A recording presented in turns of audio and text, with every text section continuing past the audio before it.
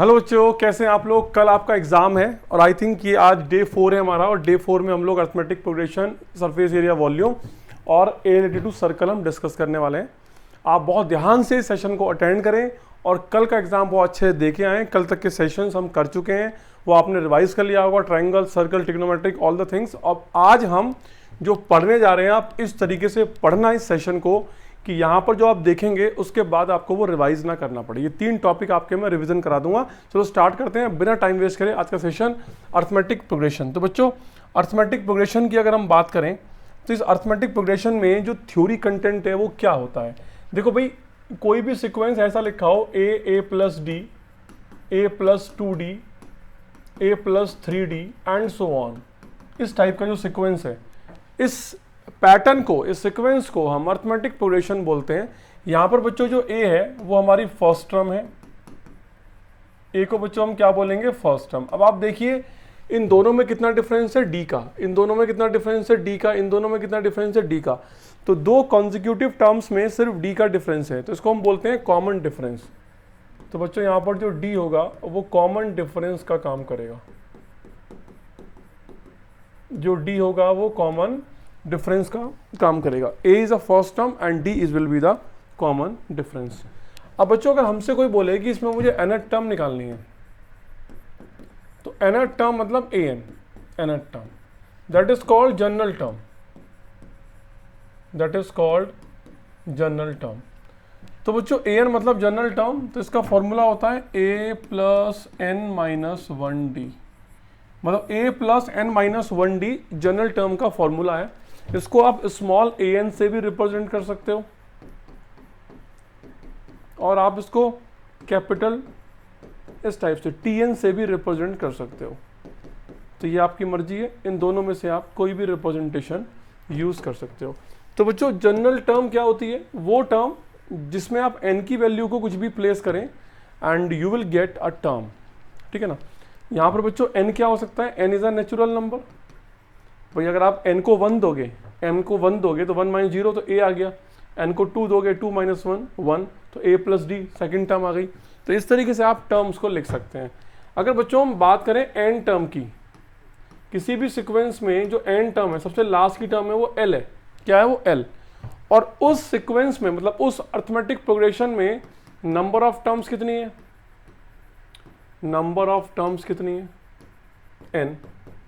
अगर किसी arithmetic progression में नंबर ऑफ टर्म्स n है और n टर्म l है, तो हमसे बोलेंगे l की वैल्यू क्या होगी। तो यार एक बात बताओ, l बेसिकली क्या है, n टर्म, और अगर कुल उसमें n नंबर ऑफ टर्म्स हैं तो n टर्म कौन सी टर्म होगी, nth टर्म होगी। तो n टर्म और nth टर्म दोनों एक ही हैं, तो वही फॉर्मूला होता है a plus n minus 1d। तो इसमें हमें कुछ फॉर्मूला चेंज करने की ज़रूरत नहीं है। आई थिंक ये छोटा सा इंट्रोडक्शन था nth टर्म के ऊपर, ये आपको समझ में आया होगा। अब इसके बाद देखिए आप बच्चों, कई बार वो आपसे पूछेगा कि आपको 5th टर्म निकालनी है from and, 10th term from the and. भाई ये जो फॉर्मूला है, ये nth टर्म का ये फॉर्मूला है, ये जो कोई किसी भी टर्म को निकालने का है, लेकिन वो बिगिनिंग से निकालने का है। अगर मैं आपसे बोलूँ कि 6th टर्म निकालो, 6th टर्म का मतलब क्या है, आप स्टार्टिंग से काउंटिंग करोगे ना, 1 2 3 4 5 6 टर्म। मैं आपसे बोल रहा हूँ कि 6th term from the and, तो एंड से काउंटिंग करोगे 1 2 3 4 5 6। तो अगर आपसे कोई बोले कि आपको mth टर्म निकालनी है, mth term from and, from and, तो mth टर्म फ्रॉम एंड निकालनी है। तो बच्चों आप ये सोचो कि यहाँ पर लिखा है a1 a2 a3 and so on an। भाई इस अरिथमेटिक प्रोग्रेशन में टोटल n टर्म्स हैं, टोटल n टर्म्स हैं इस अरिथमेटिक प्रोग्रेशन में, और आपको mth term from the and निकालनी है, यहाँ से निकालनी है आपको mth टर्म। तो आप क्या करें, इस सीक्वेंस को ऐसे उल्टा करके लिख लें कि भाई ये an है ना, यहाँ पे होगा an, इसके बाद इधर क्या होगा, an माइनस 1 होगा, इसके बाद क्या होगा, an माइनस 2 होगा एंड सो ऑन, और लास्ट में क्या होगा, a1 होगा। अब आपको mth टर्म निकालनी थी यहाँ से, और आपने इसको उल्टा करके लिख लिया, तो इसका मतलब mth टर्म अब आपको स्टार्टिंग से ही निकालनी है। तो वही फॉर्मूला लगा दो जो आपने सीखा है। तो क्या निकालना है आपको, mth टर्म निकालनी है, mth टर्म। तो क्या फॉर्मूला होता है, फर्स्ट टर्म अब यहाँ पर फर्स्ट टर्म कौन बन जाएगी, ए एन प्लस जो आपको टर्म निकालनी है m माइनस वन और कॉमन डिफरेंस। कॉमन डिफरेंस कैसा आएगा, ए एन माइनस वन का ए एन से माइनस करके। एक गलती मत कर देना कि a2 को a1 से माइनस किया तो d आ गया, यहाँ पर तो d आएगा। जब इस सीरीज को उल्टा लिख दोगे आप ऐसे करके तो वो माइनस डी बन जाएगा। क्या बन जाएगा, माइनस डी। तो बच्चों यहाँ पर क्या आ जाएगा, माइनस डी। ये फॉर्मूला बनेगा फ्रॉम द एंड। मैं आपको इसके ऊपर एक क्वेश्चन दिखाता हूँ, शायद आपको वो क्वेश्चन समझ में आ जाए, उम्मीद तो है भाई। जैसे कि 2, 4, 6, 8 और लास्ट में लिखा हुआ है 96, 98 और 100 ऐसे लिखा हुआ है। तो मैं आपसे बोल रहा हूं कि find 10th term, find 10 term from the beginning, from the beginning, from the beginning. आपको 10 टर्म फ्रॉम द बिगिनिंग निकालना है।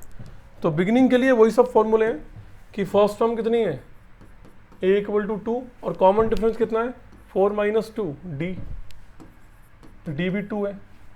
और आपको 10 टर्म निकालनी है, तो मतलब आपको a10 निकालना है। तो फॉर्मूला क्या होगा, a प्लस 10 माइनस 1d। तो a की वैल्यू कितनी है 2 प्लस 9 और d की वैल्यू कितनी है 2, 2 प्लस 18 कितना हो गया है 20। तो बच्चों यहाँ से जो 10th टर्म है वो कितनी है 20 है, 10 टर्म विल बी 20। अब आपको बच्चों 10 टर्म निकालनी है फ्रॉम द एंड। तो 10th term from the and. अब बच्चों आपको एंड से निकालनी है 10 टर्म। तो कैसे करोगे, इस सीक्वेंस को उल्टा कर दो। तो अब आपके लिए फर्स्ट टर्म क्या बन गई, ए क्या बन गई इस बार आपके लिए 100 बन गई ए। और कॉमन डिफरेंस इस बार क्या बनेगा भाई, अगर ये फर्स्ट है तो ये सेकंड है, तो कॉमन डिफरेंस क्या होता है सेकंड माइनस फर्स्ट। तो 98 माइनस 100 माइनस 2 बनेगा। चाहिए आपको 10th टर्म, तो क्या बनेगी a प्लस 10 माइनस 1d। तो इस बार a कितना है 100 और ये 9 और इंटू माइनस 2, 100 माइनस 18 तो कितना हो गया 82। तो 82 will be the 10 term from the and. तो बच्चों अर्थमेटिक प्रोग्रेशन में हमने nth टर्म और जनरल टर्म के बारे में भी सीखा है, सिर्फ उसका फॉर्मूला सीखा है। और हमें ये देखा है कि आप किसी भी टर्म को बिगिनिंग से और एंड से कैसे निकाल सकते हो। ठीक है जी, इसके बाद हम बढ़ते हैं बच्चों आगे सम ऑफ एन टर्म्स की तरफ। Sum of n terms, sum of n terms. तो बच्चों सम ऑफ एन टर्म्स को हम एस एन से डिनोट करते हैं बेसिकली, कि हमारे पास मान लिया एन नंबर ऑफ टर्म्स हैं अर्थमेटिक प्रोग्रेशन में, जिसमें ए फर्स्ट टर्म है और डी कॉमन डिफरेंस है। तो उसमें उन टर्म्स का सम का फॉर्मूला क्या होगा n/2 और twice of A plus n minus 1 D. यहाँ पर a क्या हो जाएगा फर्स्ट टर्म और d क्या हो जाएगा कॉमन डिफरेंस,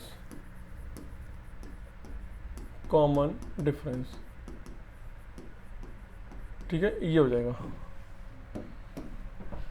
तो ये हो गया सम ऑफ एन टर्म्स का फॉर्मूला।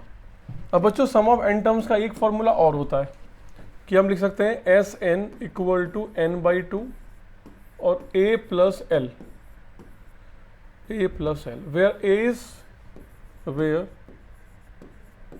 l क्या है एन टर्म, एन टर्म और a फर्स्ट टर्म और d कॉमन डिफरेंस।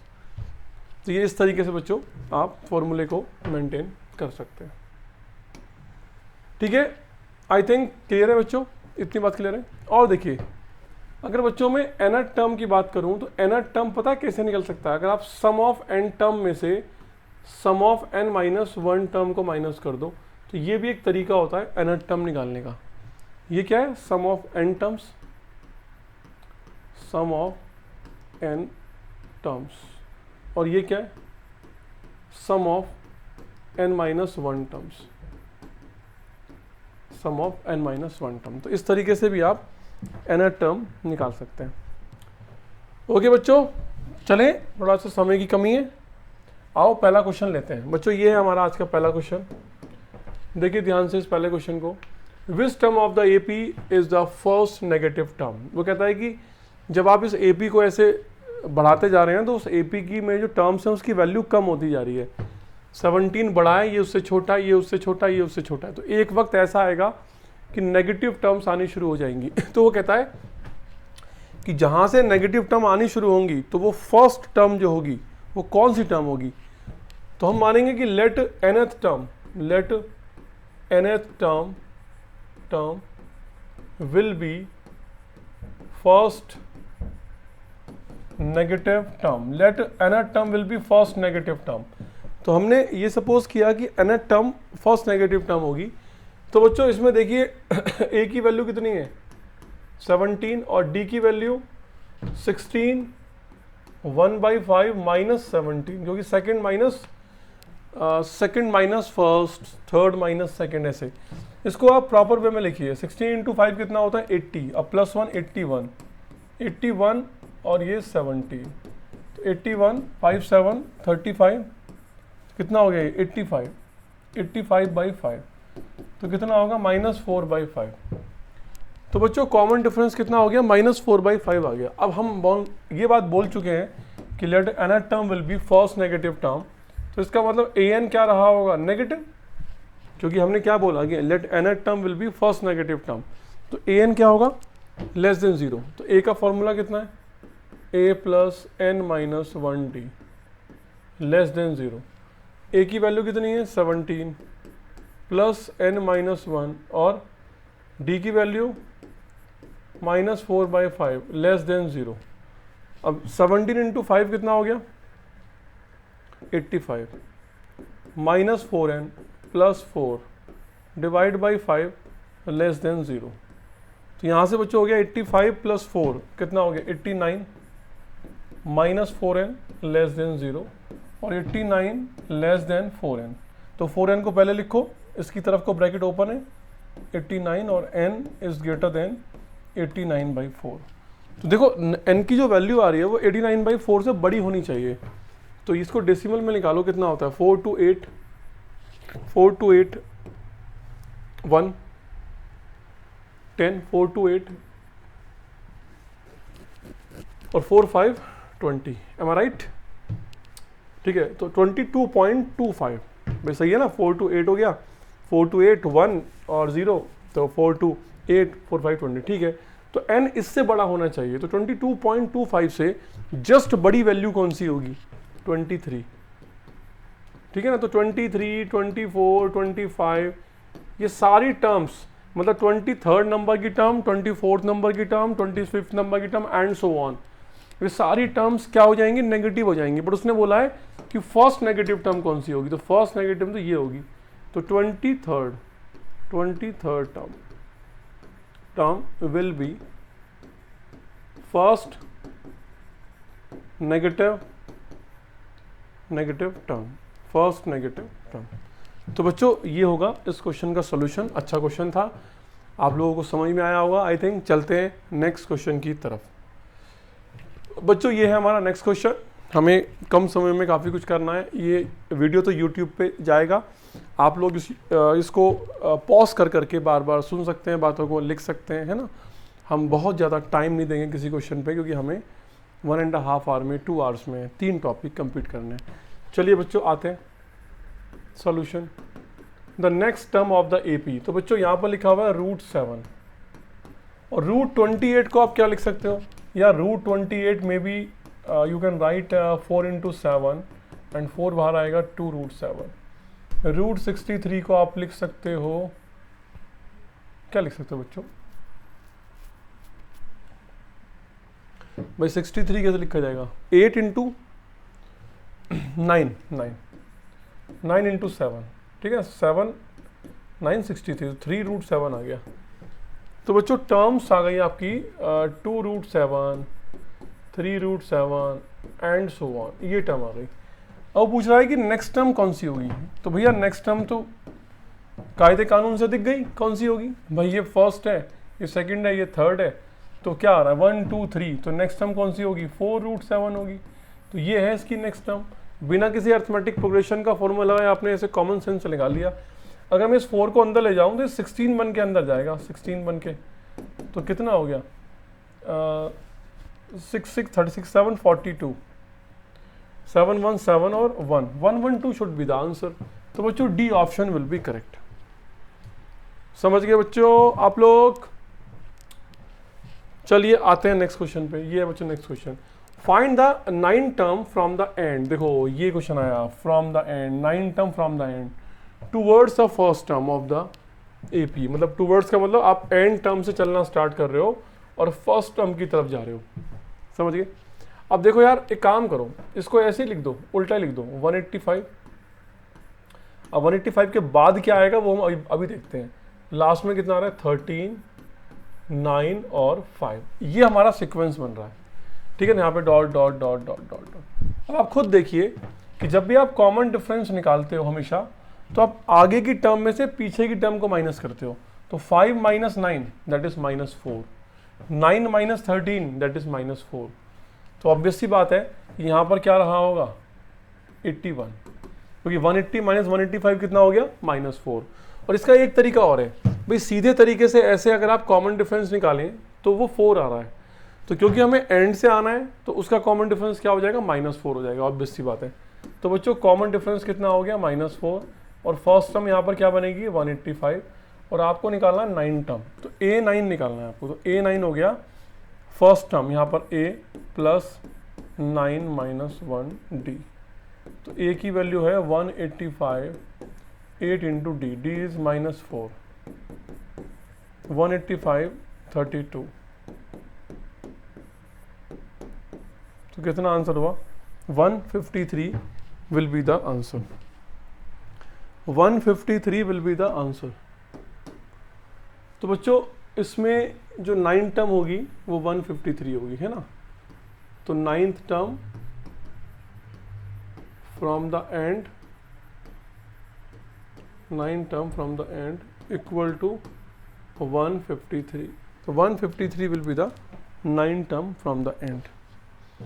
चलिए next question, which term of the AP will be 120। वो कहता है कि अच्छा 120 more than it's 21st term. वो कहता है कि कौन से नंबर की टर्म 21st टर्म से 120 मोर होगी। तो हमने बोला कि लेट nth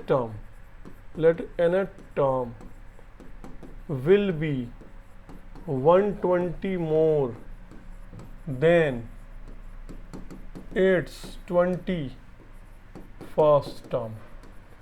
तो बच्चे इसका मतलब जो nth टर्म है, जो an है, वो क्या हो रही है 120 मोर हो रही है किससे A21 से। यही तो क्वेश्चन में दिया हुआ है कि विच टर्म मतलब nth टर्म विल बी 120 मोर।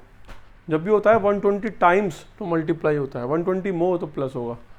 तो लिखिए फॉर्मूला क्या होगा A plus n - 1D equal to 120। यहाँ पर क्या आएगा A प्लस n कितना है 21 - 1 और D अभी निकालेंगे हम D। तो बच्चों कुल मिला के आपके सामने ही आ गया। तो A से तो A कट गया यहाँ पे, अब यहाँ पर तो n ही रहेगा n - 1 और D कितना है, आओ D निकालते हैं। 15 - 3 D कितना आ रहा है बच्चों 12। 15 - 3 कितना हो गया 12। तो यहाँ पे आएगा 12 इक्वल टू 120 प्लस ये कितना हो गया 20 और D कितना है 12। तो ये हो जाएगा 12 n - 1 120 प्लस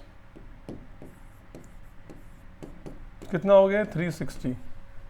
तो n - 1 की वैल्यू आ गई 360 बाई 12 30। तो n की वैल्यू हो गई 31 आंसर है इसका। तो इसमें ये बोला गया है कि कौन सी टर्म 21st टर्म से 120 मोर है। तो बच्चों कौन से नंबर की टर्म A31, मतलब A31 जो होगी, जो 31st टर्म होगी वो 120 मोर होगी किससे 21 टर्म से। सो आई होप कि आपको चीज़ें एकदम क्लियर हो गई हैं। आगे चलें बच्चों, if mth term of an AP, तो पहले आप लेट कर लो कि जो इस AP की आप बात कर रहे हो उसकी जो फर्स्ट टर्म है वो A है और जो D है वो कॉमन डिफरेंस है, वो कॉमन डिफरेंस है।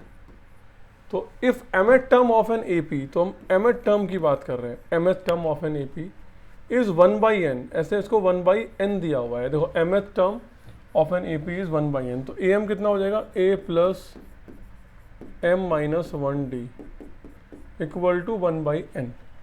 तो बच्चों इसको मैं इक्वेशन नंबर 1 मान सकता हूँ, इक्वेशन नंबर 1। ऐसे ही nth टर्म an कितना दिया हुआ है 1/m, तो an कितना हो जाएगा a plus n minus 1d equal to 1/m। तो बच्चों ये हो गई इक्वेशन नंबर 2। अब आप पहले इन दोनों को सॉल्व करके a और d की वैल्यू निकाल लो, फिर हम आगे देखते हैं कि हमें क्या फाइंड आउट करना है, क्योंकि mth टर्म ये दी है, nth टर्म ये दी है। अब हम एक काम करते हैं, हम 1 को माइनस करते हैं 2 से, तो जब 1 को माइनस करेंगे 2 से तो a से a कट जाएगा और ये m minus 1d minus n minus 1d आ जाएगा। तो m minus 1d minus n minus 1d और राइट में क्या आएगा 1/n माइनस 1/m, कॉमन लोगे तो mn और m माइनस n, यहाँ से d कॉमन ले लो,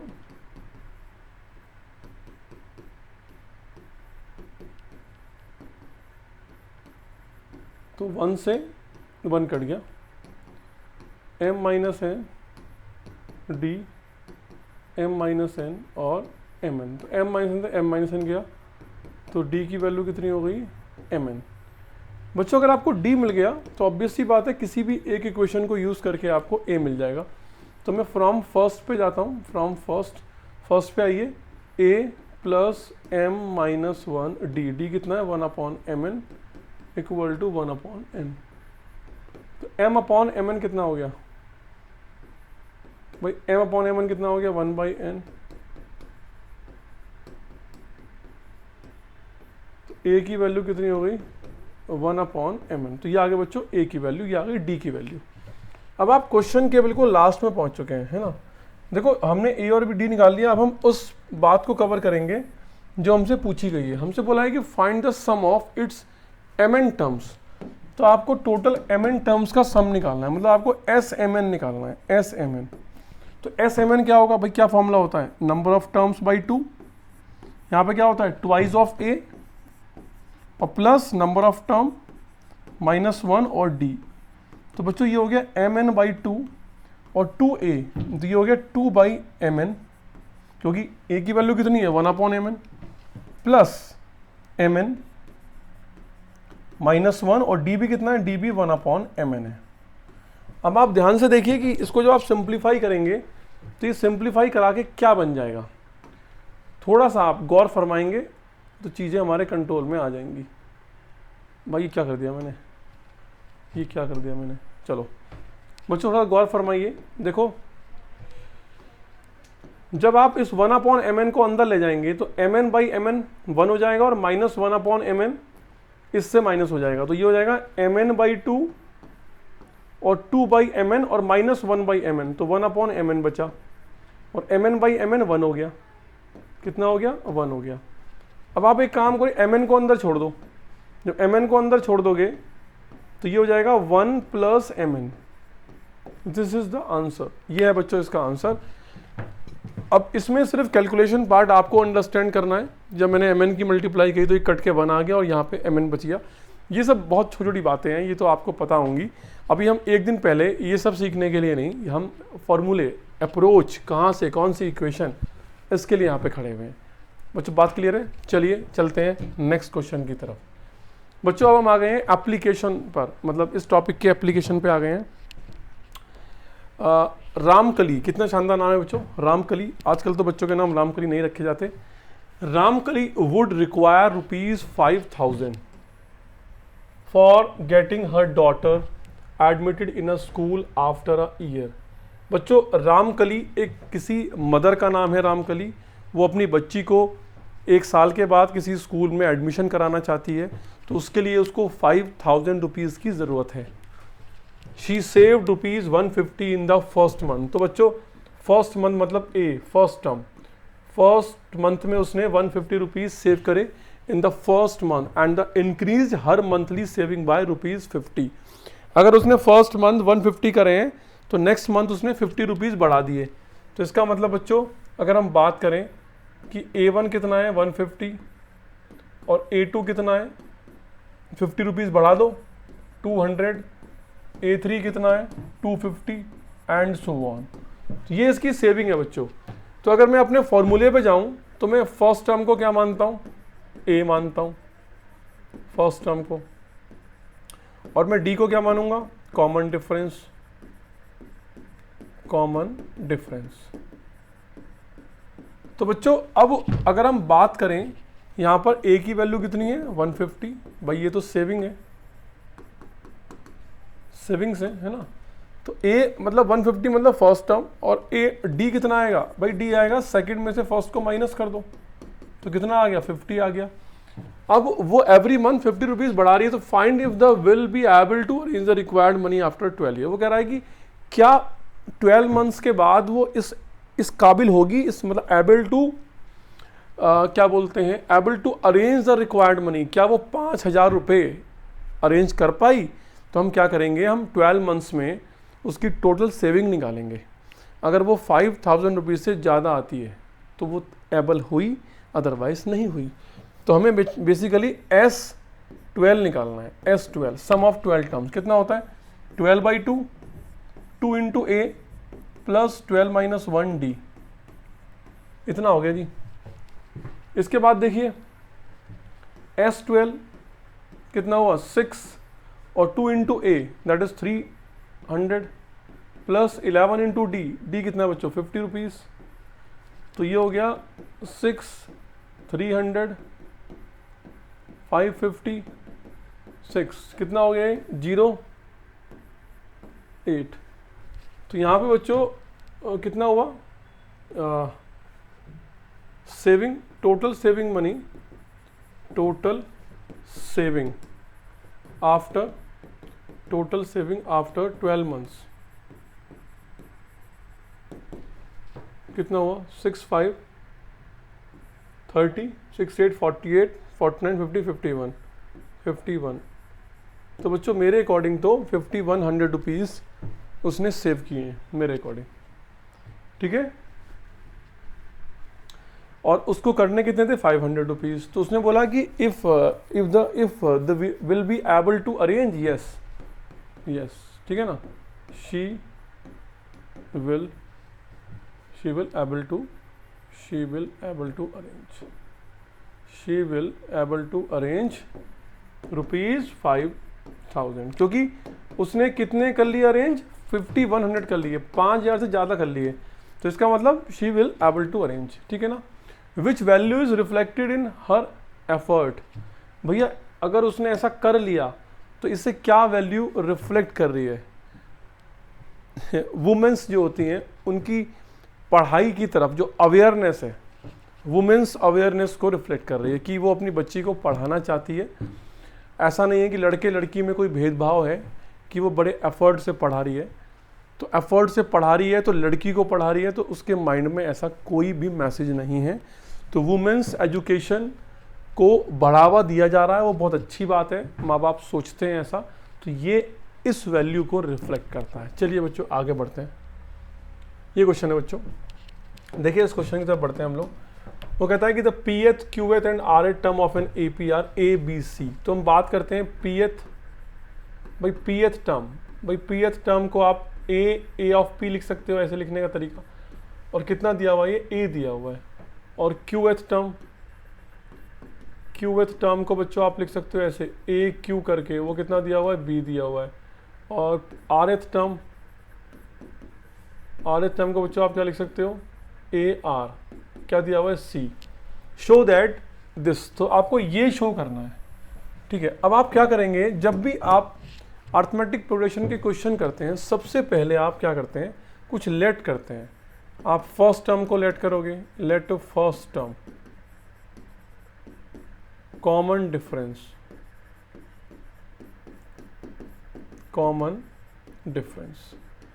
देखो यार कॉमन डिफरेंस तो मैंने डी मान लिया, लेकिन फर्स्ट टर्म को मैं स्मॉल ए नहीं मान सकता। क्यों? क्योंकि स्मॉल ए ऑलरेडी इस क्वेश्चन में यूज किया जा रहा है, तो मैं यहाँ पर कैपिटल ए मानूंगा फर्स्ट टर्म को। आइए करते हैं इसको भाई। ए एक देखो पीएस टर्म का फॉर्मूला क्या होगा, पीएस टर्म का first term plus P minus 1d। ये बी कौन है, क्यूएथ टर्म, तो क्यूएथ टर्म कैसे लिखते हैं, a plus q minus 1d। R h हम क्या लिखते हैं, a plus r minus 1d। तो आपने ए बी सी की वैल्यू को ऐसे लिख लिया।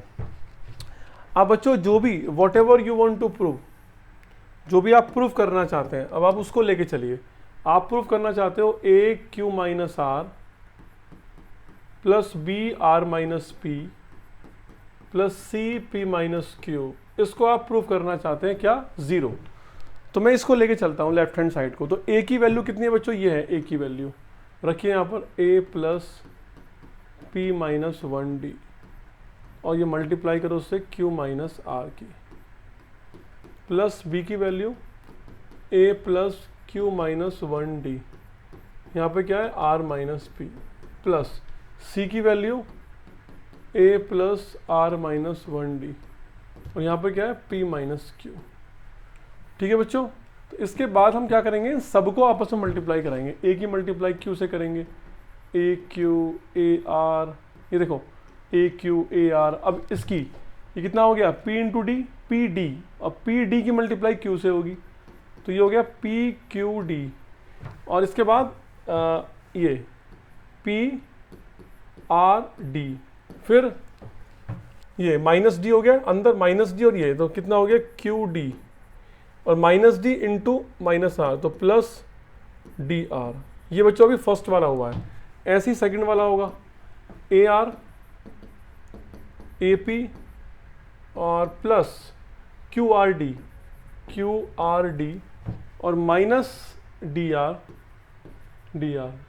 ठीक है, अब इसको लेते हैं, माइनस पी क्यू डी और minus minus plus P D, ये हो गया ए। अब ये वाला ए पी, ये ए क्यू, और ये हो गया आर पी या पी आर डी और माइनस पी डी, और उसके बाद माइनस ये डी वाला करते हैं इस बार, माइनस पी डी तो हो गया। अब माइनस माइनस क्या होता है, प्लस होता है, तो कितना हो जाएगा प्लस, और ये हो जाएगा क्यू डी हो जाएगा, क्यू डी। तो यार ये तीनों लिख दिया मैंने। अब चेक करो यार, ए क्यू किससे कट रहा है, ए क्यू से कट गया, ए आर माइनस में है, ए आर प्लस में, पी क्यू डी ये रहा P Q D, P R D minus Q D plus Q D, D R minus A P plus A P, Q R D रह गया यार, ये जो क्यू आर डी मैंने काट दिया जबरदस्ती, क्यू आर डी ये कटेगा अभी, है ना, पी डी से कट गया। अभी जो क्यू आर डी है, आओ इसको देखते हैं क्यू आर डी कैसे रह गया। क्यू आर डी यहाँ पे चेक करते हैं, देखो पी आर डी हो गया, पी आर डी, उसके बाद ये माइनस क्यू आर डी, हाँ यहाँ पर माइनस क्यू आर डी एक और था क्योंकि इससे कट जाएगा, तो कितना आ गया 0, हैंस प्रूव द रिजल्ट। तो बच्चों इसको हम ऐसे ही प्रूव कर देंगे। सो आई होप कि सबको चीज़ें समझ में आ रही हैं, बहुत ज़्यादा टाइम वेस्ट नहीं करना है, चीज़ों को सिर्फ समझना है और आगे बढ़ जाना है। बच्चों ये लास्ट क्वेश्चन है अर्थमेटिक प्रोग्रेशन का और अच्छा क्वेश्चन है, आप समझने की कोशिश करें इस क्वेश्चन को। देखिए बच्चों, यहाँ पर एक रेस लगी हुई है चोर और पुलिस के बीच में। देखिए एक चोर है एक पुलिस है। अगर मैं चोर की बात करूँ, थीफ की बात करूँ, थीफ, तो भाई थीफ को हम क्या बोलते हैं बच्चों, चोर बोलते हैं। और एक क्या बच्चों, बोलो किधर गया भाई, पुलिसमैन। अब पुलिसमैन को क्या बोलते हैं, पुलिसमैन ही बोलेंगे, इसकी हिंदी लिखने की जरूरत नहीं है। थीफ और चोर, देखो ये थीफ जो है बच्चों, चोर जो है, a thief run with a uniform speed. ये जो थीफ है बच्चों, ये एक यूनिफॉर्म स्पीड से, मतलब इसकी जो स्पीड है वो यूनिफॉर्म है, मतलब फिक्स स्पीड है इसकी, कोई ऐसा चेंज नहीं हो रही। इसकी स्पीड कितनी है बच्चों, 100 मीटर पर मिनट। ये जो चोर है वो 100 मीटर पर मिनट से भाग रहा है।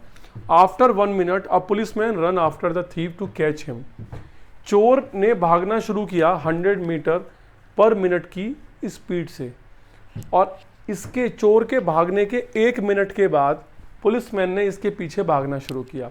तो पुलिसमैन की जो स्पीड थी भागने की वो 100 मीटर पर मिनट थी जब उसने स्टार्टिंग की भागने की, लेकिन फर्स्ट मिनट में भागा। लेकिन increased his speed by 10 metre per minute every succeeding minute. मतलब पुलिसमैन ने जब स्टार्ट किया अपनी स्पीड, अगर मैं स्पीड की बात करूं, जो ये पुलिसमैन है, अगर मैं इसकी स्पीड की बात करूं तो बच्चों फर्स्ट मिनट में इसकी स्पीड थी 100, फिर सेकंड मिनट में इसने अपनी स्पीड को कितना बढ़ा दिया, 10 मीटर पर मिनट बढ़ा दिया। तो इसका मतलब 100 + 10 कितना हो गया, 110। फिर A3 कितना हो गया, 120। तो इस तरीके से ये जो स्पीड है ये किसको फॉलो कर रही है भाई, ये अर्थमेटिक प्रोग्रेशन को फॉलो करती है, अर्थमेटिक प्रोग्रेशन। तो बच्चों जो पुलिसमैन है उसकी जो स्पीड है वो हर एक मिनट में 10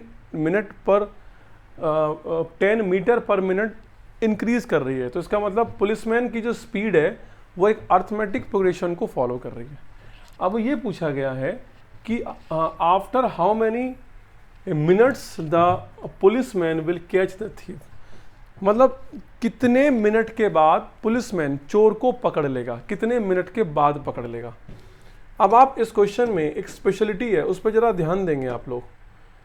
स्पेशलिटी ये है बच्चों कि जो चोर है वो पुलिस से 1 मिनट ज़्यादा भागता है, क्योंकि चोर जो है पुलिस से 1 मिनट पहले भागना स्टार्ट कर देता। अभी चोर ने तो भागना स्टार्ट कर दिया, चोर के भागने के 1 मिनट के बाद पुलिसमैन ने भागना स्टार्ट किया। तो अगर पुलिस ने 10 मिनट के बाद उसको पकड़ लिया तो इसका मतलब चोर कितने मिनट भागा होगा, 11 मिनट भागा होगा। क्यों? क्योंकि चोर पुलिस से 1 मिनट पहले भागना स्टार्ट किया था। तो मैं यहाँ पे लिखता हूं कि let total time taken by thief is n minute. मैंने ये लिखा कि चोर ने टोटल n मिनट लिए, मतलब जब से उसने भागना शुरू करा और जब तक वो पकड़ा गया टोटल वो n मिनट भागा। तो दोस्तों चोर की जो स्पीड है वो तो यार फिक्स है 100 मीटर। तो डिस्टेंस क्या होती है, डिस्टेंस का फॉर्मूला होता है स्पीड इनटू टाइम। स्पीड तो उसकी फिक्स है 100 और टाइम हो गया n, तो 100 n मीटर। तो बच्चों 100 n मीटर जो है चोर टोटल भागा है, टोटल जो चोर है, जो थीफ है, वो 100 n मीटर भागा है। अब आप एक बात बताओ, अगर पुलिस ने चोर को पकड़ लिया है तो इसका मतलब पुलिस भी इतना ही भागेगी जितना चोर भागी है, लेकिन पुलिस की जो स्पीड है वो ज़्यादा है, इसीलिए पुलिस ने चोर को पकड़ लिया, लेकिन दोनों ने डिस्टेंस तो इक्वली ट्रैवल किया होगा। तो total distance travelled by thief in n minute is 100 metre. And और अब बात करते हैं बच्चों पुलिसमैन की। जो पुलिसमैन है, अगर हम पुलिसमैन की बात करें तो ये पुलिसमैन जब भागेगा बच्चों, इसकी जो स्पीड है वो तो शो करती है किसको, अर्थमेटिक प्रोग्रेशन को, पर ये टाइम कितना लेगा भाई, ये टाइम कितना लेगा, ये टाइम लेगा n-1 मिनट, मतलब उससे एक कम लेगा, n-1 मिनट लेगा, क्योंकि वो उससे 1 मिनट बाद में भागना स्टार्ट किया है। अब बच्चों उसकी स्पीड तो बदल रही है बार बार, है ना, लेकिन डिस्टेंस सेम रहेगी। तो आओ डिस्टेंस निकालते हैं पहले हम। तो बच्चों डिस्टेंस निकालें, तो distance in the first minute plus distance in the second minute plus distance in the third minute. तो बच्चों फर्स्ट मिनट में डिस्टेंस कितनी उसने ट्रेवल करी, बोलो 100। सेकेंड मिनट में 110, फिर 120, क्योंकि डिस्टेंस का फॉर्मूला क्या होता है, स्पीड इनटू टाइम। तो टाइम तो एक ही मिनट दे रहा हूं मैं, 1 मिनट, तो स्पीड इनटू 111, तो सारी स्पीड मैंने कर दी कितना, up to n-1 terms, up to n-1 terms. तो बच्चों ये बेसिकली एक अर्थमेटिक प्रोग्रेशन है जिसका फॉर्मूला मैं लगाऊंगा n-1/2, क्योंकि नंबर ऑफ टर्म्स n-1 है, और 2a, तो 2 इंटू a मतलब 2 into 100, that is 200, plus number of term n-1 है, वे फॉर्मूला क्या होता है n/2 2a प्लस n-1d, लेकिन यहाँ पर n की जगह n नहीं है, n-1 है, तो यहाँ पर होता है n-1, तो n की जगह n-1 और फिर एक और -1, तो n-2। इंटू डी, डी कितना है 110 माइनस 110। ठीक है बच्चों, अब आप इस 2 को अंदर शिफ्ट कर सकते हैं। जब 2 को अंदर शिफ्ट करोगे तो ये बन गया 100 और ये बन गया 5n और 5 इंटू 2 10। तो कुल मिला के बात ये है कि ये आ गया n-1 और 90 प्लस 5n, इतना आ गया। अब बच्चों ये डिस्टेंस जो ट्रेवल किया है वो पुलिसमैन ने किया है और ये डिस्टेंस जो ट्रेवल किया है वो थीफ ने किया है। दोनों के डिस्टेंस तो इक्वल ही होंगे यार। ठीक है, तो 100n किसके इक्वल आ जाएगा भाई, 100n इक्वल टू आ जाएगा किसके, n-1 और 90 प्लस 5n। आप यहाँ से 5 कॉमन ले लें और इसको काट दें। जब यहाँ से 5 कॉमन लोगे तो 5 2 और ये 5 कट जाएगा तो कितना बचेगा, तो ये बचेगा n प्लस 5 1 5 और 5 8 40। तो ये हो गया 20n equal to n square plus 80n minus और 18। तो ये हो गया n square minus 2n minus n minus 18 equal to 0, n square minus 3n minus 18 equal to 0। तो ये हो गया minus 6n plus 3n minus 18 equal to 0। तो n कॉमन ले लिया, n minus 6 plus 3 n minus 6 equal to 0। तो n minus 6 n plus 3 equal to 0। ये आपके सामने चीज़ें आ चुकी हैं। ठीक है, तो यहाँ से बच्चों n की वैल्यू या तो 6 होगी या -3 होगी। तो भैया n -3 तो नहीं हो सकता, तो n की वैल्यू कितनी हो गई, 6 हो गई। और आपने n क्या माना है कि टोटल टाइम जो थीफ भागा है कितना है, n मिनट है। लेकिन हमें तो पुलिसमैन का टाइम चाहिए है ना, तो पुलिसमैन का जो टाइम होगा है ना, time of policeman, time of policeman कितना है बच्चों, n-1 मिनट। तो n-1 मिनट में पुलिसमैन ने किसको पकड़ लिया होगा, चोर को पकड़ लिया होगा। तो 5 मिनट में पुलिसमैन चोर को पकड़ लेगा, 5 मिनट में।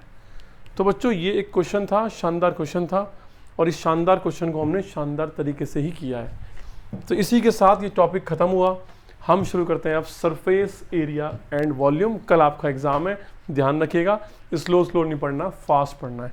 ठीक है, 5 बज गए हैं। Surface areas and volume. तो बच्चों सरफेस एरियाज एंड वॉल्यूम में हम सबसे पहले कुछ कंसेप्ट की बात कर लेते हैं।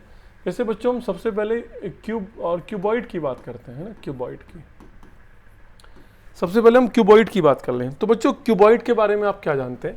क्यूबॉइड एक फिगर है इस टाइप का जो कुछ रेक्टेंगल्स से मिलके बनता है ना, रेक्टेंगल्स से मिलके बनने वाले फिगर को हम क्यूबॉइड बोलते हैं। तो बच्चों ये इस तरीके से बनेगा क्यूबॉइड। तो इसमें हम क्या कर सकते हैं भाई, इसमें एक साइड को आप मान लो यहाँ से, ये तो आप लेंथ मान लो, ठीक है, इसको ब्रेथ मान लो और इसको हाइट मान लो। तो बच्चों इसका जो क्या बोलते हैं CS से होता है कर्व सरफेस एरिया, और एक इसका हम पढ़ेंगे TS से टोटल सरफेस एरिया। एक हम पढ़ेंगे इसका क्या बोलो, length of diagonal, length of diagonal. और एक हम पढ़ने वाले हैं बच्चों इसका वॉल्यूम। ये 4 चीज़ें बच्चों हमें ध्यान रखनी है, 4 चीज़ें। तो इसका CS से क्या है बच्चों, CS से इसका जो CS से होगा, देखो CS में क्या नहीं होता, बॉटम और टॉप नहीं होता। आप सबसे पहले यहाँ पे ध्यान दें कि CS में क्या नहीं होता, टॉप बॉटम नहीं होता, top and bottom, top and bottom नहीं होता। तो टॉप और बॉटम का एरिया छोड़ दीजिए, और जो 4 दीवारी हैं, जिस कमरे में आप बैठे हो, मे बी वो क्यूबॉइड हो, तो उसकी जो 4 दीवारी हैं उनका एरिया ऐड कर लो। तो भैया जी वो आएगा 2h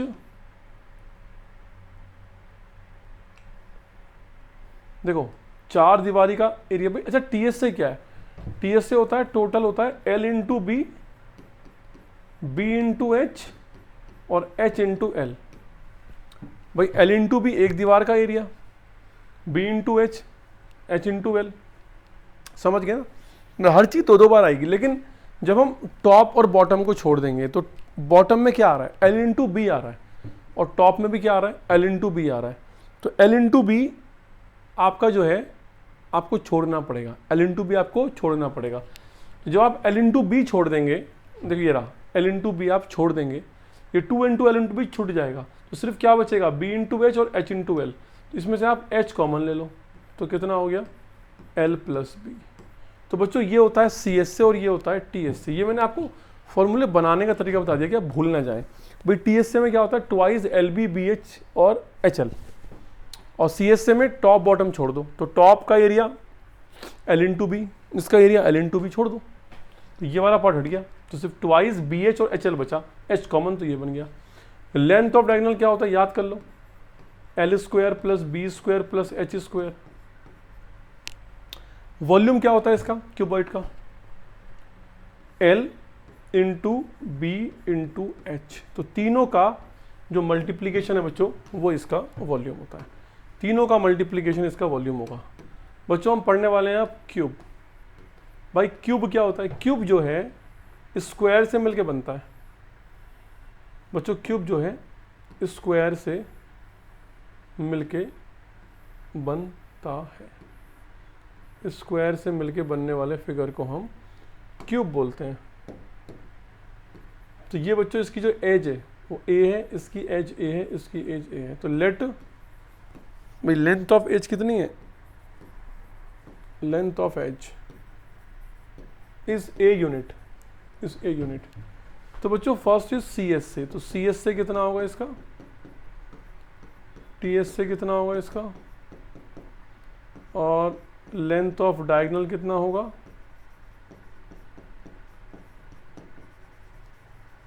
लेंथ ऑफ डायगोनल कितना होगा, and fourth one is volume कितना होगा।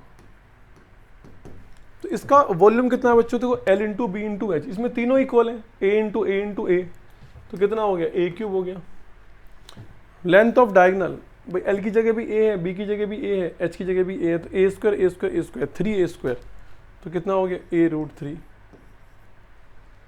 सी एस से क्या होगा, यहाँ पे आया सी एस से, ये भी ए, ये भी ए, ये भी ए, तो ए इंटू ए कितना हो गया, 2a और a, तो 4a स्क्वायर हो गया, और नीचे कितना आएगा, 6a स्क्वायर।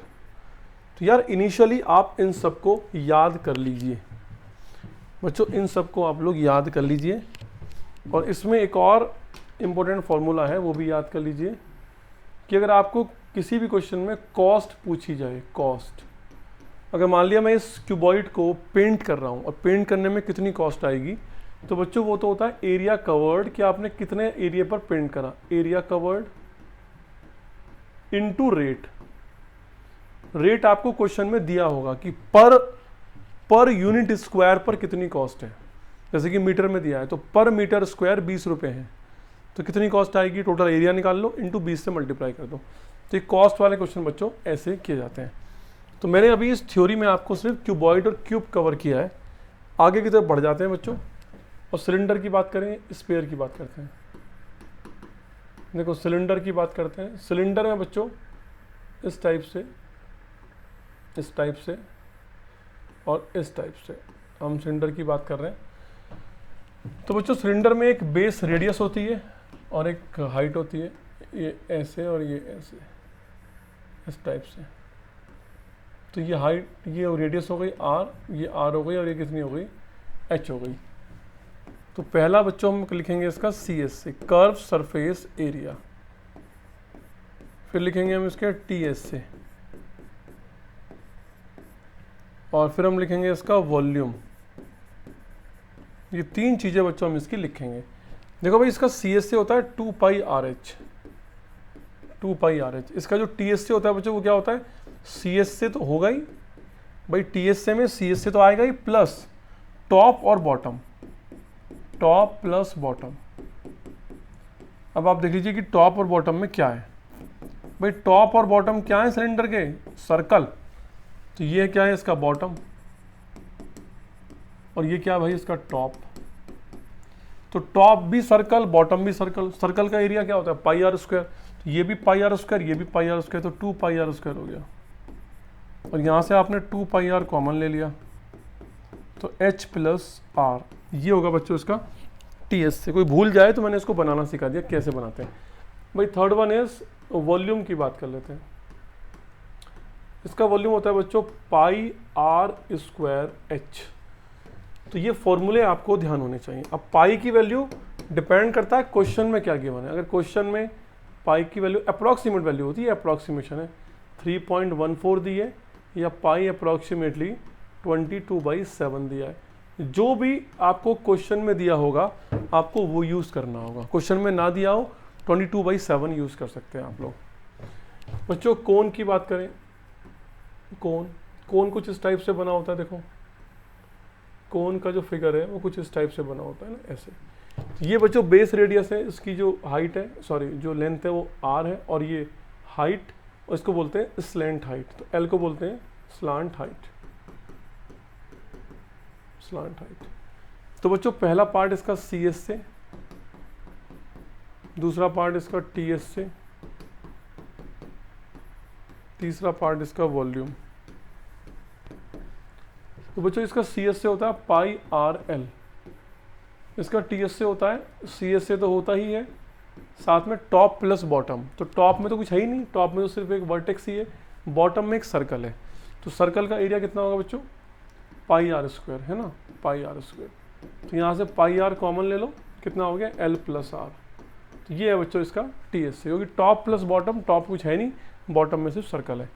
वॉल्यूम क्या होता है इसका 1/3 जो सिलेंडर का होता है, 1/3 पाई R स्क्वायर H, ये इसका वॉल्यूम है। तो बच्चों सिलेंडर और कोन भी हमने कवर कर लिया। अब हमें सिर्फ स्पेयर के बारे में सोचना है कि स्पेयर क्या होगा, है ना। ओके बच्चों, चलो स्पेयर की बात करते हैं। स्पेयर की बात करें बच्चों, स्पेयर का हम वॉल्यूम लिखें अगर वॉल्यूम, तो स्पेयर का वॉल्यूम होता है 4/3 पाई R क्यूब। ठीक है, इसको याद करें आप, R क्या, रेडियस ऑफ स्पेयर। और बच्चों इसका अगर हम CS से की बात करें और TS से की बात करें तो ये अलग अलग नहीं होते, ये अलग अलग नहीं होते। इसका जो है ना, ये दोनों अलग अलग नहीं, सिर्फ इसका सरफेस एरिया होता है, सरफेस एरिया। इसमें CS से और TS से नहीं होते स्पेयर में। सरफेस एरिया, सरफेस एरिया होता है इसका 4 पाई R स्क्वायर। तो बच्चों इसका सरफेस एरिया होता है 4 पाई R स्क्वायर। ये दो बातें आपको ध्यान रखनी है। अब बच्चों हम पढ़ते हैं हेमिस्फीयर। हेमिस्फीयर मतलब आधा स्पेयर, जैसे कि वो होता है क्या बोलते हैं, एप्पल, हेमिस्फीयर। तो हेमिस्फीयर को हम ऐसे बना सकते हैं इस टाइप से, और ये इसका क्या बोलते हैं, इस टाइप से हम बना सकते हैं हेमिस्फीयर को। तो यहाँ पर बच्चों ये रेडियस कितनी है R, और यहाँ से इसको मिलाएं तो हाइट नहीं, ये भी रेडियस ही है। क्यों, अरे भाई स्पेयर को जब आप एप्पल को काटते हो बीच से, तो जो पार्ट बचता है उसका सेंटर से डिस्टेंस तो इक्वल ही होता है। तो ये भी R है, ये भी R है, ये हेमिस्फीयर बच्चों। हेमिस्फीयर का वॉल्यूम कितना हो जाएगा, हेमिस्फीयर का वॉल्यूम स्पेयर के वॉल्यूम से हाफ हो जाएगा, 2/3 पाई R क्यूब। इसमें TS से और CS से दोनों होते हैं। तो CS से क्या होगा बच्चों, उसका हाफ हो जाएगा 4 पाई R स्क्वायर का, 2 पाई R स्क्वायर। और इसका जो TS से होगा वो क्या होगा, भाई CS से तो होगा ही, साथ में टॉप प्लस बॉटम। भाई बॉटम में तो कुछ आ ही नहीं रहा, टॉप में एक सर्कल आ रहा है, तो पाई R स्क्वायर कर दो, तो कितना आ गया 3 पाई R स्क्वायर। तो बच्चों मैंने आपको पूरी इंफॉर्मेशन दे दी, आपको मैंने सारे कोनिक्स जो भी हैं ये सब बता दिए, इन सब के फॉर्मूले CS से TS से वॉल्यूम वगैरह सब बता दिए। अब हम इसमें क्वेश्चंस पे आते हैं। आइए बच्चों क्वेश्चन स्टार्ट करते हैं। ये बच्चों हमारा आज का पहला क्वेश्चन, आप लोग ट्राई करें इस क्वेश्चन को।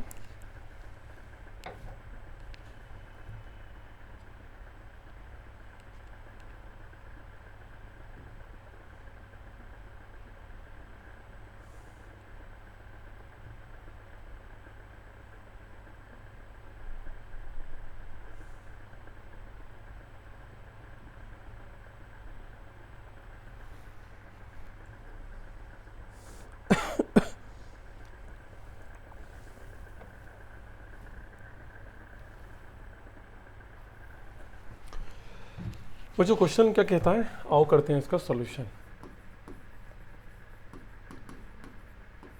बच्चों क्वेश्चन कहता है कि the decorative block shown in figure is made of 2 solid. बच्चों ये जो ब्लॉक है ना, इसके अंदर 2 सॉलिड हैं, एक तो क्यूब है जिसकी एज कितनी है 5, और एक हेमिस्फीयर है जिसका डायमीटर कितना है 4.2। Cube and hemisphere, the base of the block is a cube. इस का जो बेस है, जो नीचे वाला पार्ट है वो एक क्यूब है, ऊपर हेमिस्फीयर है। And the hemisphere fixed on the top has a diameter of 4.2। Find the total surface area of the block. तो बच्चों आपको ब्लॉक का टोटल सरफेस एरिया निकालना है TS से। बच्चों मैंने रेगुलर क्लासेस में अपने बच्चों को ये पढ़ाया था कि TS का मतलब होता है जो दिखता है वो बिकता है। जो भी आपको इस सॉलिड फिगर में अपनी आंखों से दिख रहा है वो सब TS से है, टोटल सरफेस एरिया है। जो भी आप अपनी आंखों से देख सकते हैं वो सब TS से है। अगर मैं इस ब्लॉक को अपने हाथ में ऐसे रखूं तो मैं इस ब्लॉक की चारों साइड देख पा रहा हूँ, नीचे वाली भी बॉटम देख पा रहा हूँ, ऊपर में देख रहा हूँ तो एक हेमिस्फीयर रखा है, बट हेमिस्फीयर ऊपर वाले सरफेस को पूरी तरीके से कवर नहीं कर रहा, कुछ पार्ट दिख रहा है मुझे। तो जो पार्ट दिख रहा है वो मुझे इंक्लूड करना पड़ेगा, बट हेमिस्फीयर ने जिस पार्ट को हाइड कर दिया ब्लॉक के ऊपर वाले पार्ट को, उसको मुझे हटाना पड़ेगा। चलो करते हैं स्टार्ट। तो बच्चों TS से ऑफ द ब्लॉक। तो बच्चों TS से ऑफ द ब्लॉक का मतलब हुआ, सबसे पहले आप TS से ले लो इस क्यूब का, TS से ऑफ क्यूब, TS से ऑफ क्यूब। सबसे पहले आपने इस क्यूब का TS से ले लिया, ठीक है। जब बच्चों आपने उसका TS से लिया तो इसमें 6 के 6 सरफेस आ गए। अब ये जो TS से लेने पर हुआ क्या कि इस ब्लॉक का जो ऊपर वाला पार्ट है ना, ऊपर वाला पार्ट वो भी पूरे के पूरा कवर हो गया, जबकि हमें पूरा कवर नहीं करना, हमें तो सिर्फ वो वाला पार्ट कवर करना है जो हेमिस्फीयर के कांटेक्ट में नहीं आ रहा। तो इसका मतलब हम किसको माइनस कर दें, हेमिस्फीयर का जो बेस है, बेस वो एक सर्कल है, तो उस सर्कल का जितना एरिया होगा उतना ही पार्ट उतना हाइड कर रखा होगा, उसको माइनस कर दो बस। तो TS से of cube minus base area of hemisphere, base area of hemisphere. इतनी बात क्लियर है। तो मैंने पूरा ब्लॉक ले लिया और उसके ऊपर वाला जो पार्ट है, जो हाइट वाला पार्ट है, उसे माइनस कर दिया। तो अभी तक तो इस ब्लॉक में जो क्यूब का पार्ट विजिबल है वो आ गया, लेकिन हेमिस्फीयर का भी तो पार्ट विजिबल है। कौन सा? ये ऊपर वाला पार्ट विजिबल है। तो ऊपर वाले पार्ट को क्या बोलते हैं? CS से बोलते हैं, CS से। तो हम लिखेंगे CS से ऑफ हेमिस्फीयर, CS से ऑफ हेमिस्फीयर। तो बच्चों TS से ऑफ क्यूब क्या होता है? 6A square. तो A की वैल्यू कितनी है? 5, तो 5 का square minus base area of hemisphere.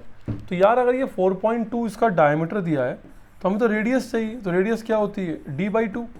तो 4.2/2 तो कितना हो गया? 2.1 सेंटीमीटर। तो बच्चों R की वैल्यू हो गई 2.1 सेंटीमीटर। तो बेस एरिया ऑफ हेमिस्फीयर हो गया πr², 2.1 का स्क्वायर, प्लस CS से ऑफ हेमिस्फीयर।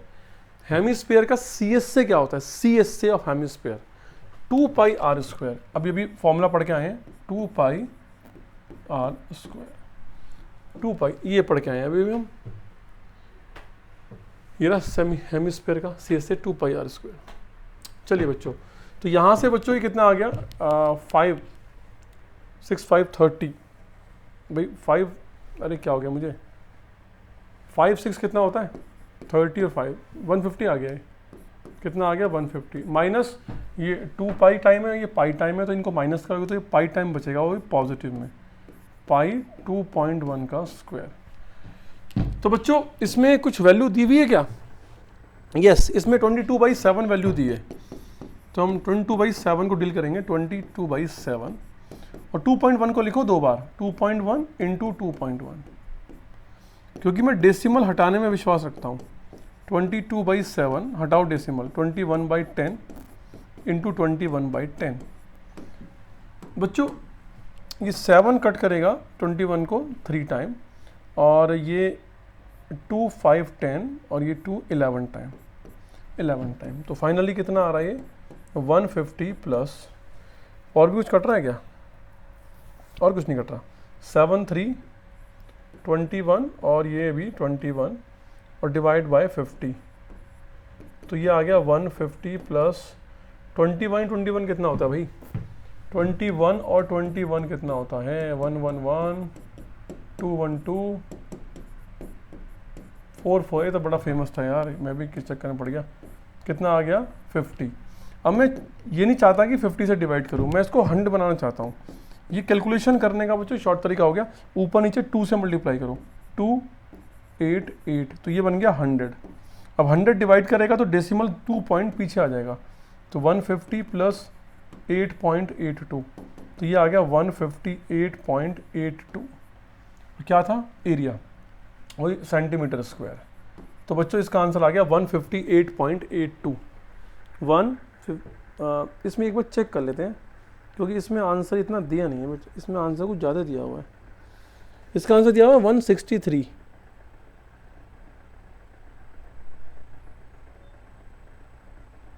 चेक करो बच्चों आप लोग, बीच में भी चेक कर रहा हूँ भाई। इसमें जो है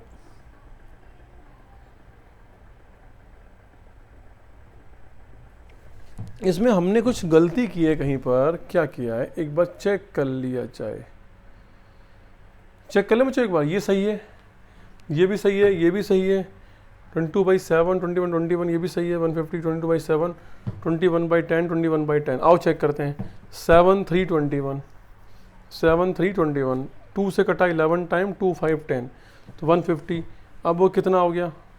11 3। भाई गड़बड़ हो गई, गड़बड़ हो गई, गड़बड़ घोटाला हो गया, गड़बड़ घोटाला, घोटाला घोटाला घोटाला, गड़बड़ घोटाला।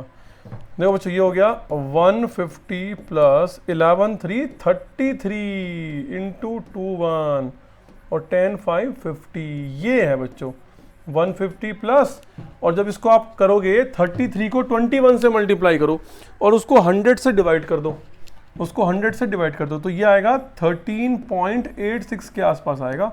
तो इसका आंसर आ गया 163.86। ठीक है भाई, इतना टाइम नहीं है कि हम कैलकुलेशन करते चले जाएं। तो सेंटीमीटर स्क्वायर ये इसका आंसर होगा। आई होप कि आपको पूरी कहानी समझ में आ गई होगी।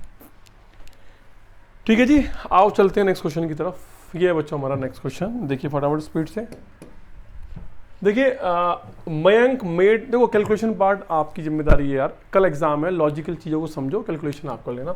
Mayank made a bird bath for his garden in the shape of cylinder with a hemispherical depression at one end. देखो यार बर्ड के लिए ना, बर्ड के लिए उसने अपने ग्राउंड में एक बर्ड बाथ लगाया, जिससे कि बर्ड आए और इसमें नहा के चली जाए। ठीक है ना।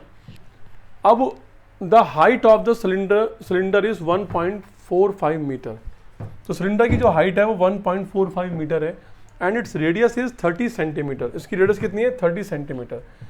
Okay, find the total surface area of the bird bath. आपको बर्ड बाथ का टोटल सरफेस एरिया निकालना है। अब मैंने आपसे एक बात कही थी कि टोटल सरफेस एरिया का मतलब क्या होता है? Total surface area of the bird bath. भाई टोटल सरफेस एरिया का मतलब क्या होता है? जो दिखता है वो बिकता है। अगर आपके सामने, आंखों के सामने ये बर्ड बाथ रखा हुआ है, तो उसको आपको देखना है कि इसमें आपको क्या क्या दिख रहा है। एक तो आपको इसमें ये दिख रहा है, जो सिलिंड्रिकल शेप है ये दिख रही है, लेकिन इसका जो बॉटम वाला पार्ट है वो आपको नहीं दिखेगा। तो आप क्या करेंगे बच्चों? और ये ऊपर वाला पार्ट है ये भी नहीं दिखेगा आपको। क्यों? क्योंकि ऊपर वाला पार्ट तो ओपन है यार, उसमें तो एक मतलब सिलिंड्रिकल शेप में, सॉरी एक हेमिस्फेरिकल शेप में एक टब रखा हुआ है, तो ये भी ओपन है और ये वाला पार्ट आपको दिखेगा नहीं, क्योंकि वो ग्राउंड के कांटेक्ट में आ गया। आपकी आंखों से तो नहीं दिख रहा ना, वो ग्राउंड के कांटेक्ट में आ गया। तो बच्चों आप क्या करेंगे? आप करेंगे CS से ऑफ सिलिंड्रिकल,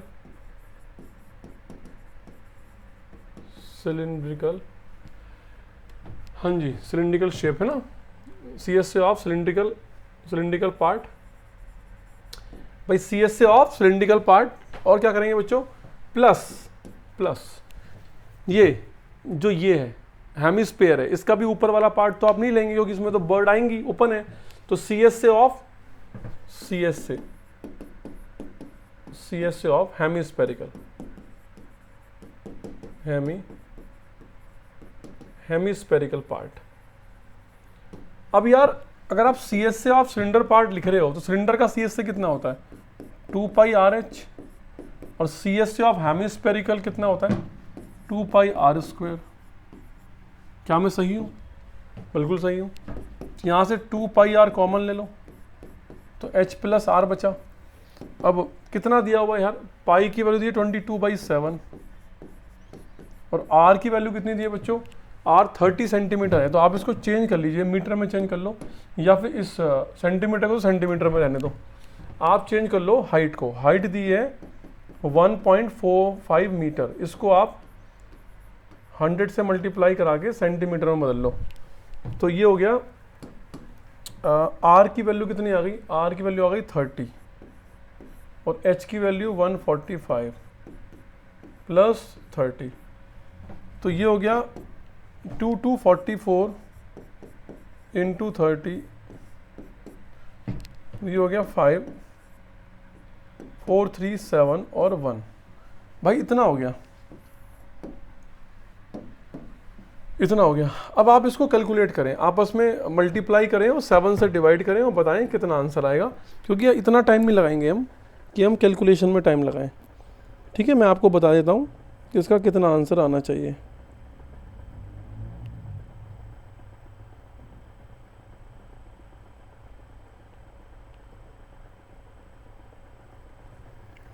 चलिए, इसका आंसर तो नहीं है मेरे पास, आप लोग अपने आप इसको मल्टीप्लाई कर लेंगे, करके जो भी आंसर आएगा बच्चों वो आपका आंसर बन जाएगा। ठीक है ना, find the total surface area of the this. तो आप इसको कर लीजिए और जो भी आएगा उसको सेंटीमीटर स्क्वायर में आप लिख के आ जाना। ठीक है, अगर यहाँ पर भी छोड़ दोगे तो आधा नंबर कटेगा सिर्फ, क्योंकि आपने सारी अप्रोच लगाई है, लेकिन करके आ जाना। चलिए चलते हैं नेक्स्ट क्वेश्चन की तरफ। ये समझ में आया आपको, एक ये इन्होंने सिलिंड्रिकल एक टैंक बनाया हुआ है जिसका बॉटम वाला पार्ट तो ग्राउंड के ही कांटेक्ट में हो सकता है, वो दिखेगा नहीं आपको, इसलिए सी एस से ऑफ दिस सिलिंड्रिकल पार्ट और सी एस से ऑफ हेमिस्फीयर, क्योंकि ऊपर वाला पार्ट भी हेमिस्फीयर का आपके कांटेक्ट में नहीं है। चलिए आइए नेक्स्ट क्वेश्चन की तरफ। बच्चों ये क्वेश्चन है गुलाब जामुन वाला क्वेश्चन, देखिए इसको। तो गुलाब जामुन वाला क्वेश्चन आप लोग देख सकते हैं।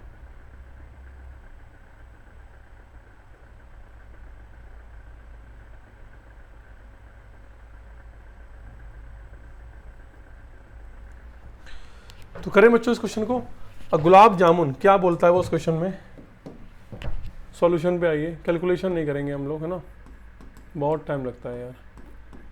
A gulab jamun contains sugar syrup up to about 30% of its volume. देखो बच्चों, ये गुलाब जामुन है इस शेप में। अगर मैं एक गुलाब जामुन की बात करूं तो एक गुलाब जामुन का जो टोटल वॉल्यूम है, एक गुलाब जामुन का जो टोटल वॉल्यूम है, उस वॉल्यूम में 30% शुगर सिरप है। मतलब अगर मैं उसको देखूं तो उसमें मटेरियल देखूं तो 30% उसमें शुगर सिरप है और 70% उसका सॉलिड वाला पार्ट है। तो वो कहता है कि find approximately how much syrup would be found in 45 gulab jamuns each shaped like a cylinder. वो कहता है कि ये 45 गुलाब जामुन है, इस 45 गुलाब जामुन में टोटल अप्रॉक्सीमेटली कितना शुगर सिरप होगा। डायरेक्शन एकदम क्लियर है, आपको इस गुलाब जामुन का, एक गुलाब जामुन का वॉल्यूम निकालना है, उसको 45 से मल्टीप्लाई करना है। तो वो तो हो गया total volume of 45 gulab jamuns. अब जो टोटल वॉल्यूम आएगा उसका आपको 30% लेना है। वो कैसे लेते हो, 30/100 इंटू टोटल वॉल्यूम। अब जो फिगर आएगी दैट विल योर आंसर। बच्चों क्या क्या दिया हुआ है, हम एक गुलाब जामुन बना ही लेते हैं यार, है ना। तो कुछ इस टाइप से बनेगा, जैसे यहाँ पर तो बच्चों एक सिलिंड्रिकल शेप बनी हुई है गुलाब जामुन में ऐसे, और यहाँ पर एक हेमिस्फीयर बना हुआ है ऐसे करके, एक हेमिस्फीयर ऐसे बना हुआ है। तो यहाँ पर बच्चों ये एक हेमिस्फीयर है, तो इसका मतलब ये इसका एंड पार्ट में बना देता हूँ इस टाइप से। ठीक है, अब उन्होंने कुछ गिवन वाली बात भी करी है। उन्होंने बोला है कि to hemispherical and with length 5 centimetre. तो लेंथ बच्चों 5 सेंटीमीटर है, मतलब ये यहाँ से लेके यहाँ तक टोटल कितना है, 5 सेंटीमीटर है। तो इसका मतलब इसकी जो रेडियस रहेगी, रेडियस तो वो तो R 2.5 सेंटीमीटर रहेगी भाई, क्योंकि ये लेंथ कितनी है, 5 है। अगर ये लेंथ 5 सेंटीमीटर है तो इसकी रेडियस कितनी रहेगी, 2.5। तो इसका मतलब ये वाला जो पार्ट है रेडियस का, ये वाला पार्ट ये जो पार्ट है ये कितना है 2.5 सेंटीमीटर। ऐसे ही ये वाला जो पार्ट होगा इसका, ये वाला रेडियस वाला, वो कितना होगा 2.5 सेंटीमीटर। अब वो क्या बोलता है, एंड डायमीटर 2.8। भाई क्वेश्चन गलत पढ़ लिया हमने। Each shaped like a cylinder with two hemispherical ends with length 5 cm and diameter। हाँ, हमने कुछ गलत पढ़ लिया बच्चों। हमने गलती ये कर दी कि हमने ना इसको लेंथ मान लिया। एक्चुअली वो लेंथ इसको नहीं बोल रहा, वो कह रहा है कि यहाँ से लेके यहाँ तक, ये टोटल जो है ना, टोटल ये बच्चों जो टोटल है यहाँ से लेके यहाँ तक, ये टोटल है, ये इसकी जो लेंथ है वो कितनी है, उसको वो बोल रहा है 5। कहाँ गया भाई, वापस चला गया क्या? इसको वो 5 सेंटीमीटर बोल रहा है। क्या बोल रहा है इसको? 5 सेंटीमीटर। तो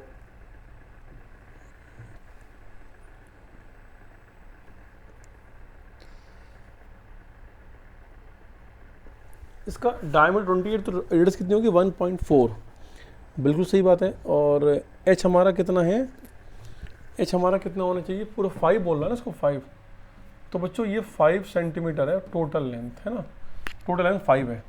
और ये डायमीटर कितना बोल रहा है, वो डायमीटर बोल रहा है 2.8 सेंटीमीटर। तो इसका मतलब अगर मैं सिर्फ रेडियस की बात करूं, रेडियस की, तो ये पार्ट सिर्फ रेडियस का है, ये रेडियस का पार्ट है, तो इसका हाफ कितना हो जाएगा 1.4 सेंटीमीटर। और ये भी कितना हो जाएगा 1.4 सेंटीमीटर। तो इसका मतलब अगर मैं सिर्फ सिलेंडर की ही लेंथ की बात करूं, मैं सिर्फ इस लेंथ की बात करूं, तो ये लेंथ कितनी बन जाएगी, ये बन जाएगी 5 माइनस 1.4 प्लस 1.4। तो 5 माइनस 2.8 दैट इज 2.2। तो ये बन जाएगी बच्चों 2.2 सेंटीमीटर। अब बात एकदम क्लियर हो चुकी है कि अगर मैं सिलेंडर की बात करूं, अगर मैं सिलेंडर की बात करूं, सिलेंडर की, तो सिलेंडर में बच्चों अगर मैं रेडियस की बात कर रहा हूं, रेडियस की, तो वो तो वही है कितना 1.4 सेंटीमीटर। और अगर मैं सिलेंडर की हाइट की बात कर रहा हूँ, एच की बात कर रहा हूँ, तो वो कितनी है 2.2 सेंटीमीटर। और सेम थिंग अगर मैं इस हेमिस्फीयर की बात कर रहा हूँ, जो ये एंड पे लगे हुए हैं 2 हेमिस्फीयर की बात करूँ, इस हेमिस्फीयर की रेडियस भी वही रेडियस है, दोनों की आ रही है 1.4 सेंटीमीटर। और बस हेमिस्फीयर में हमें रेडियस चाहिए और कुछ नहीं चाहिए। चलो बच्चों, इन्फॉर्मेशन हमने ले लिए, अब हम सिर्फ क्वेश्चन की तरफ अपने सॉल्यूशन की तरफ बढ़ते हैं और वॉल्यूम निकालते हैं। वॉल्यूम ऑफ 45 गुलाब जामुन, 45 गुलाब जामुन, तो क्या होगा बच्चों 45 into volume of 1 gulab jamun, तो कितना हो जाएगा 45 इंटू 1 गुलाब जामुन किससे मिलके बना है, सिलेंडर से, तो volume of cylinder, volume of cylinder plus 2 hemisphere से, तो 2 हेमिस्फीयर है तो कितना आएगा 2 into volume of 2 hemisphere, volume of 2 hemisphere जिनका इक्वल रेडियस है, हेमिस्फीयर 2 हेमिस्फीयर। तो यहाँ पर अगर मैं इंफॉर्मेशन को लिखूँ 45 इंटू वॉल्यूम ऑफ सिलेंडर कितना है बच्चों, वॉल्यूम सिलेंडर होता है पाई आर स्क्वायर एच, तो आर कितना है 1.4, 1 पाई आर स्क्वायर एच, एच कितना है 2.2, इतना हो गया, plus 2 into volume of 2 hemisphere, तो वॉल्यूम ऑफ 2 हेमिस्फीयर, तो 2 और वॉल्यूम ऑफ हेमिस्फीयर कितना होता है 2/3 पाई आर क्यूब, 1.4 का क्यूब। तो बच्चों इतनी इन्फॉर्मेशन मैंने यहाँ पे लिख दी है। अब इस इन्फॉर्मेशन से हम थोड़ी सी कैलकुलेशन करेंगे, तो कितना होगा भाई, वॉल्यूम ऑफ 45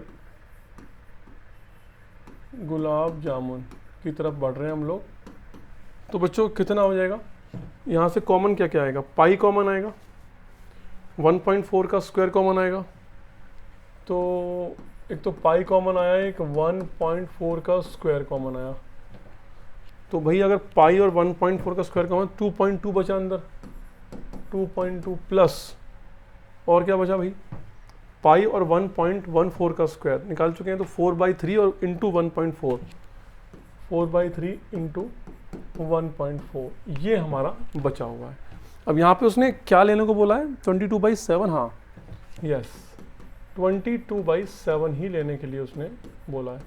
अब 1.4 को लिखो 14/10 इंटू 14/10, और इसको लिखो 22/10, हटाया डेसिमल मैंने, इसको लिखो 4 इंटू 14, 4 इंटू 14 और डिवाइड बाई 10, तो 30 हो गया।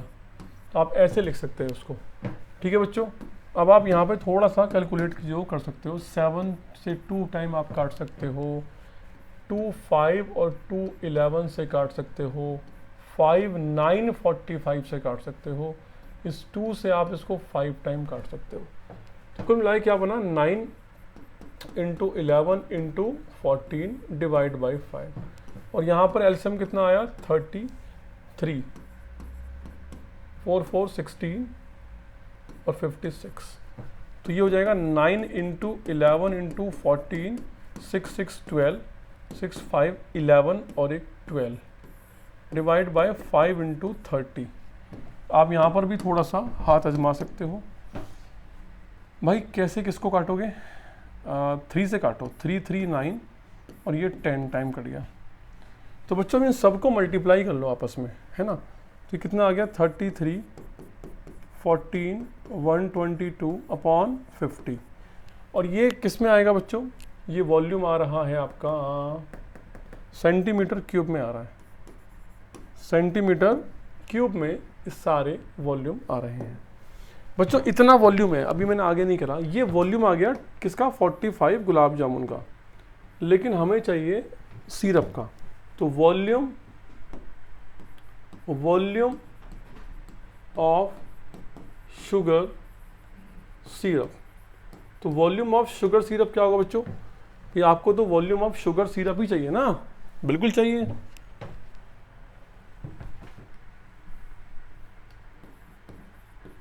तो वॉल्यूम ऑफ शुगर सिरप कितना होगा, 30%, तो 30/100 इंटू वॉल्यूम ऑफ दिस, जो वॉल्यूम आया 33 इंटू 14 इंटू 122 और 50। इस तरीके से बच्चों आप कर सकते हो। अब इसका बेस्ट तरीका ये है कि यहाँ तो 100 है, अब यहाँ पर भी 100 बना लो। कैसे बनेगा, ऊपर नीचे 2 से मल्टीप्लाई करके, तो ये बन गया 60, 2 से मल्टीप्लाई करके, इन सबको मल्टीप्लाई करना है आपस में, 33 14 और 122, ये भी कितना बन जाएगा, 100 इंटू 100 कितना हो गया, 10,000। अब सिंपली इन सबको मल्टीप्लाई कर लो और डेसिमल को 4 यूनिट पीछे लगा दो, ये इसका बेस्ट तरीका है। मैं आंसर बता देता हूँ, 338184 आंसर है, 338.184 सेंटीमीटर क्यूब। लेकिन हमें अप्रॉक्सीमेट आंसर चाहिए, तो अप्रॉक्सीमेट आंसर क्या होगा बच्चों, 338 सेंटीमीटर क्यूब। तो यही हमारा अप्रॉक्सीमेट आंसर होगा। और सबसे बेस्ट तरीका है कि नीचे अगर 100 बन रहा है तो 100 बना लो, या 10 बने 10 बना लो, जिससे कि हमें वो डिवीजन वाले कंसेप्ट से हम बाहर निकल जाएं। तो आई होप कि आपने एंजॉय किया इस सेशन में। अभी सेशन चल रहा है बच्चों, कहीं नहीं गया सेशन ये। अभी अर्थमेटिक रिलेटेड हमें पढ़ना है अब एरियाज रिलेटेड टू सर्कल्स। तो बच्चों मैं चाहता हूँ एज मच एज पॉसिबल आपको कराना। तो चलो इसके कुछ फॉर्मूले देख लेते हैं। सबसे पहले हम देखते हैं कि जैसे ये सर्कल है हमारे पास, ये सर्कल है। अब इस सर्कल में बच्चों अगर मैं, ये सेंटर है, इस सेंटर को इस पॉइंट से मिला दूं, ए पॉइंट, और इससे मिला दूं ये बी पॉइंट, इस एंगल को मैं थीटा मान लूं, और ये रेडियस आर है। तो बेसिकली बच्चों ये वाला जो पार्ट है इसको हम बोलेंगे माइनर सेगमेंट, माइनर सेगमेंट, और इस ऊपर वाले पार्ट को हम बोलेंगे मेजर सेगमेंट, मेजर सेगमेंट, ठीक है। और इस माइनर सेगमेंट का बच्चों एरिया क्या होगा, इसका एरिया होगा, क्योंकि एंगल बना रहा है theta, theta upon 360 into area of circle pi r square. ये बच्चों एरिया ऑफ माइनर सेगमेंट होगा। अगर मैं इसके एरिया की बात करूं, अब यार ये कितना एंगल बना रहा है, ये इतना एंगल बना रहा है, ये एंगल कितना है, 360 में से थीटा निकाल दो, तो यहाँ पे आएगा 360 minus theta upon 360 into pi r square. आप इस तरीके से सोच सकते हैं। तो इस तरीके से आप सेगमेंट को डील करेंगे बच्चों, अगर सेगमेंट का एरिया निकालने के लिए पूछा जाता है। बात करते हैं एक और सर्कल बना के, कि जैसे ये सेंटर है बच्चों, और यहाँ पर मैंने एक पॉइंट लिया A, यहाँ पर मैंने एक पॉइंट लिया B, ठीक है। थोड़ा डार्क कर लेते हैं इसको मिलाते हैं ऐसे करके, है ना। अब बच्चों ये वाला जो पार्ट है ना, ये जो मैंने बनाया है AB वाला पार्ट, ये AB, ये थीटा है। मैं सिर्फ AB की बात कर रहा हूँ, AB पार्ट की बात कर रहा हूँ। ये जो AB है, सिर्फ AB की बात, तो बच्चों ये माइनर आर्क है, माइनर आर्क, ये माइनर आर्क है। और अगर मैं इसकी बात करूं तो ये मेजर आर्क है, ये मेजर आर्क होगी। मतलब ये जो वाइट वाला पोर्शन है ये मेजर आर्क है, ये जो ये वाला पोर्शन है ये माइनर आर्क है। तो आपसे ना इनकी लेंथ भी पूछ सकता है, भाई लेंथ ऑफ माइनर आर्क क्या होगा। भाई इसकी आर्क की लेंथ निकालने का तरीका है, वही तरीका है कि थीटा अपॉन 360 की जो लेंथ है, जिसकी आपसे लेंथ, मतलब जो आर्क है जिसकी आपसे लेंथ पूछी जा रही है, वो सेंटर पे कितना एंगल बना रहा है, थीटा। तो थीटा अपॉन 360 इंटू इस पूरे की लेंथ कितनी होगी, इस पूरे सर्कल की लेंथ कितनी है, 2 पाई आर। जैसे आपसे इस पर्टिकुलर पार्ट का एरिया पूछा जा रहा था, तो थीटा अपॉन 360 पूरे का एरिया कितना है, पाई आर स्क्वायर। यहाँ पे आपसे इसकी लेंथ पूछी जा रही है, पूरे की लेंथ कितनी है, 2 पाई आर, तो यहाँ पे कितना हो जाएगा, 2 पाई आर। ऐसे ही इसकी लेंथ कितनी होगी, मेजर वाले की length 360 minus theta upon 360 into 2 pi r, ये होगा।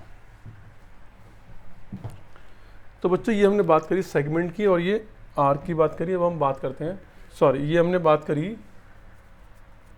अरे यार सेक्टर था ये, क्या हो रहा है यार, जल्दबाजी में क्या हो रहा है, ये सेक्टर है, क्या ये sector, this is a sector not segment, major sector, और ये क्या है, माइनर सेक्टर। तो भाई इस पार्ट को सेक्टर बोलेंगे और इस पार्ट को हम आर्क, मतलब लेंथ बोलेंगे, आर्क लेंथ बोलेंगे। अब हम पढ़ने जा रहे हैं बच्चों इसके आगे, क्या पढ़ने जा रहे हैं इसके बाद, हम सेगमेंट पढ़ने जा रहे हैं। सेगमेंट, देखो सेगमेंट क्या होगा बच्चों, ये एक सर्कल है, ये सेंटर है, और ये मैंने मिलाया A पॉइंट से, ये मिलाया मैंने B पॉइंट से।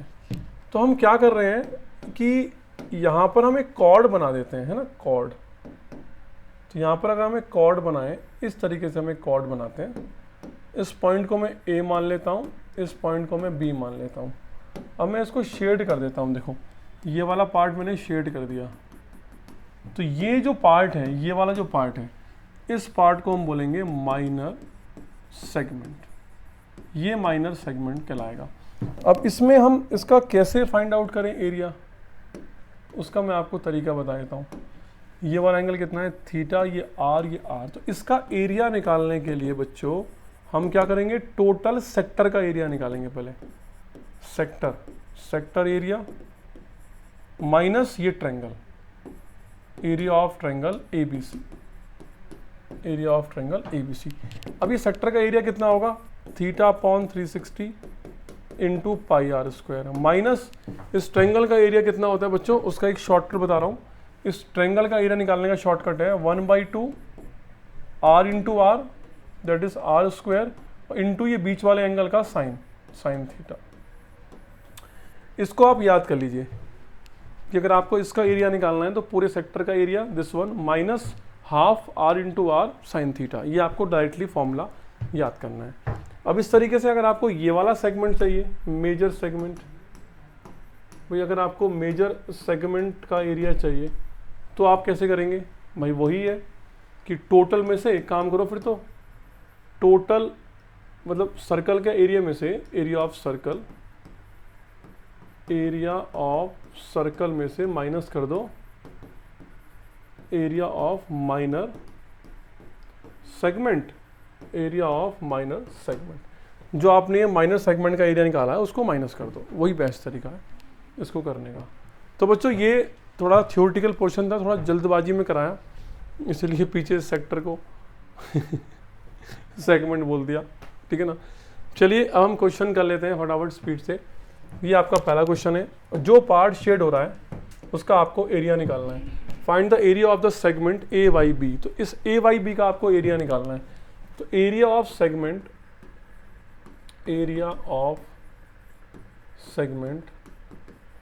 ए वाई बी, तो इस सेगमेंट का एरिया क्या होगा बच्चों? Area of sector minus area of triangle, area of triangle OAB, triangle OAB, मतलब इस पूरे सेक्टर के एरिया में से इस ट्रायंगल का एरिया माइनस कर दो। तो एरिया ऑफ सेक्टर कितना है बच्चों?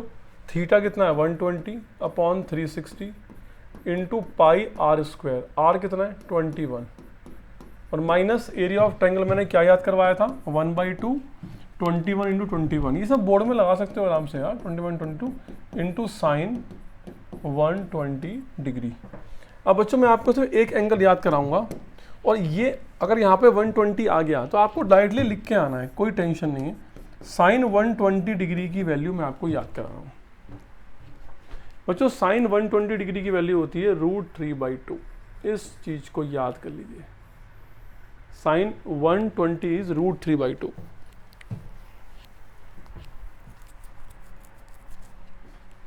ठीक है बच्चों, इसको याद कर लीजिए, अब रिमेंबर करें इसको आप, और यहाँ से आप डायरेक्ट लिखें, टाइम बचेगा। तो कितना हो गया? 1/3, और ये हो गया 22/7, और 21 इंटू 21 माइनस 1/2 21 इंटू 21, और साइन इसका हो गया √3/2। यहाँ से 21 होता है 441, तो 441 यहाँ पर भी है, यहाँ पर भी है, कॉमन आ गया 2, बस इतना ही कॉमन आएगा, और तो कुछ कॉमन नहीं आएगा। तो कितना बचा? 22/21 बचा, और माइनस ये कॉमन लिया है तो √3/4 बचा। तो ये आ गया 441 414 428 428 88 माइनस 21 √3। भाई यहीं पे छोड़ दो उसको, कितना आंसर आ गया? Centimetre square.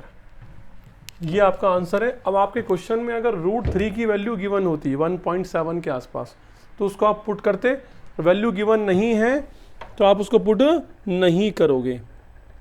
समझ गए जी? जबरदस्ती कुछ नहीं करना, जबरदस्ती कोई चीज़ नहीं करनी। अगर √3 की वैल्यू दी है तो सही है, नहीं दी है यहीं पे छोड़ दो। तो ये है बच्चों इस क्वेश्चन का सोल्यूशन। आइए आगे बढ़ते हैं बच्चों। ये हॉर्स है, ये हॉर्स है और ये घास को ग्रेस कर रहा है, घास को खाना चाहता है। तो आपसे ये बोला गया है कि horse is tied to a peg at one corner of square. देखो एक हॉर्स को ना इस रस्सी के सहारे, इस कॉर्नर पे बांधा गया है, इस रस्सी के सहारे इस कॉर्नर पे बांधा गया है, और ये स्क्वायर है। तो ये जो एंगल होगा, ये वाला एंगल होगा वो 90 डिग्री एंगल है। भाई कितना एंगल है? 90 डिग्री ये वाला एंगल है। और वो क्या बोल रहा है कि find field of side 15 metre. भाई इसकी जो साइड है ना स्क्वायर की 15 मीटर है, और 5 मीटर लॉन्ग रोप। तो रोप की जो लेंथ है वो कितनी है? 5 मीटर। तो मैं यहाँ लिख देता हूँ कि रोप लेंथ इक्वल टू 5 मीटर। तो बेसिकली ये क्या बना रहा है बच्चों? अगर ध्यान से देखो तो यार ये क्या बना रहा है? ये कुछ इस टाइप का फिगर बना रहा है। देखो ऐसे ऐसे, और ये इस टाइप से, है ना। ये कितना है? 90 डिग्री, समझ गए। और ये रोप की लेंथ कितनी है? 5 मीटर। तो रोप की लेंथ तो यहाँ से लगाओ, यहाँ से लगाओ, सारे 5 मीटर ही हो गए। ये भी 5 मीटर हो गया, ये भी 5 मीटर हो गया, क्योंकि ये तो एक सर्कल का पार्ट है ना। यहाँ से आप किसी भी पॉइंट को ज्वाइन करोगे वो सब 5 मीटर ही होंगे। तब आपसे बोल रहा है कि वो कितने एरिया की घास खा सकता है। तो भाई वो इस एरिया की घास खा सकता है। तो आपको ये एरिया निकालना है। तो इसका मतलब आपको सेक्टर का एरिया निकालना है ना, एरिया ऑफ सेक्टर। तो बच्चों एरिया ऑफ सेक्टर आपको चाहिए। तो कितना होता है वो? θ/360 इंटू पाई आर स्क्वायर। तो थीटा की वैल्यू कितनी है? 90/360, और पाई की वैल्यू दी है 3.14 इस बार, और आर की वैल्यू है 5 का स्क्वायर। तो ये हो गया 1/4 इंटू 3.14, और ये हो गया 25। तो आप 25 इंटू 4 कितना होता है? 100। 25 1 25 35, 25 इंटू 3 75, 78 हो गया बच्चों, 78/4। तो कितना आएगा यार? 414 38, 4, 9, 36, 2, 4, 6, 24, 1 और 4, 2, 8, 2, 4, 5। तो कितना आ रहा है ये 19.625 मीटर स्क्वायर के आसपास एरिया जो है, इतनी घास के एरिया पे वो ग्रेस करेगा। बच्चों आंसर मैच करना आप लोगों का काम है, ठीक है, मैं आपको सिर्फ क्वेश्चन बता रहा हूँ, ज़्यादा चक्कर में नहीं पड़ेंगे। 19.625 सही आंसर है, मैंने चेक कर लिया, सही आंसर है। तो बच्चों पहले वाले का आंसर हमारा सही आ गया था, area of that part of the field in which the horse can graze. तो हॉर्स इतने पार्ट में ग्रेज कर सकता है। सेकंड पार्ट क्या है, the increase in the grazing area if the rope were 10 metre long instead of 5 metre. अब उसने क्या करा यार, उसने क्या करा, उसने आर को इस बार 10 मीटर कर दिया।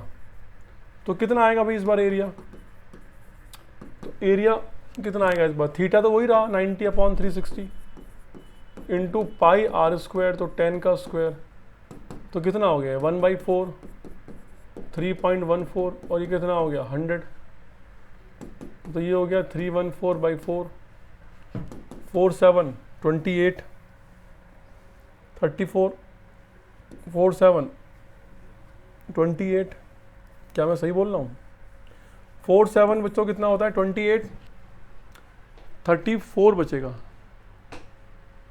और 34, 4, 8 उसके बाद 2 बचेगा और 5, आई थिंक यही होना चाहिए मीटर स्क्वायर, है ना, 78.5 ही है, हाँ 78.5 ही है। तो बच्चों निकालना क्या है हमें, इंक्रीजिंग, हमें निकालना है कि increasing in grazing area, increasing in grazing area, भाई इंक्रीजिंग इन ग्रेजिंग एरिया निकालना है।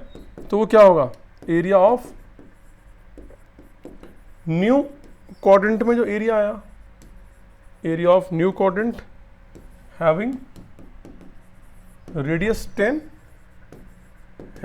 Radius 10 centimetre and minus area of quadrant having radius 5 centimetre. तो इन दोनों को बच्चों माइनस कर दो, तो पहले वाला कितना आया था 19.625, तो 19.625 को माइनस कर दो, सॉरी, न्यू वाला आया है 78, 78.5 को माइनस कर दो 19.625 से, तो 58.875 मीटर स्क्वायर। तो बच्चों ये है इसका आंसर कि 58.875 मीटर स्क्वायर एरिया इंक्रीज कर गया अगर आपने रोप की लेंथ को 5 से 10 कर दिया। चलिए जी चलते हैं, थोड़ा स्पीड में आ जाओ बच्चों। ये क्वेश्चन है, देखो इस क्वेश्चन की बात सुनिए आप, क्या कहता है कि इसमें कहता है कि a round table cover has 6 equal design as shown in the figure. तो ये राउंड टेबल है जिसको 6 डिजाइन ने कवर किया है। If the radius of the cover is 28 centimetre. तो यार कवर की जो रेडियस है वो कितनी है 28 है, तो इसका मतलब कवर की रेडियस 28 है भाई। तो ये ऐसे और ये ऐसे, तो ये 28 है और ये भी 28 है। Find the cost of making the design at the rate of this. तो बच्चों आपको कॉस्ट निकालनी है, और कॉस्ट का फॉर्मूला मैंने आपको बोला है कि कॉस्ट हो जाएगी एरिया कवर्ड इनटू रेट। और देखो रेट आपको दिया है 0.35 पर सेंटीमीटर स्क्वायर का आपको रेट दिया है। तो पहले आपको एरिया कवर्ड निकालना है। आपको ये सारे जितने भी डिज़ाइन है इनका पूरा एरिया चाहिए, और ये मेरे हिसाब से सेगमेंट है। अगर मैं इसकी बात करूं या मैं इसको ज्वाइन करा लूं, इसको ज्वाइन करा लूं,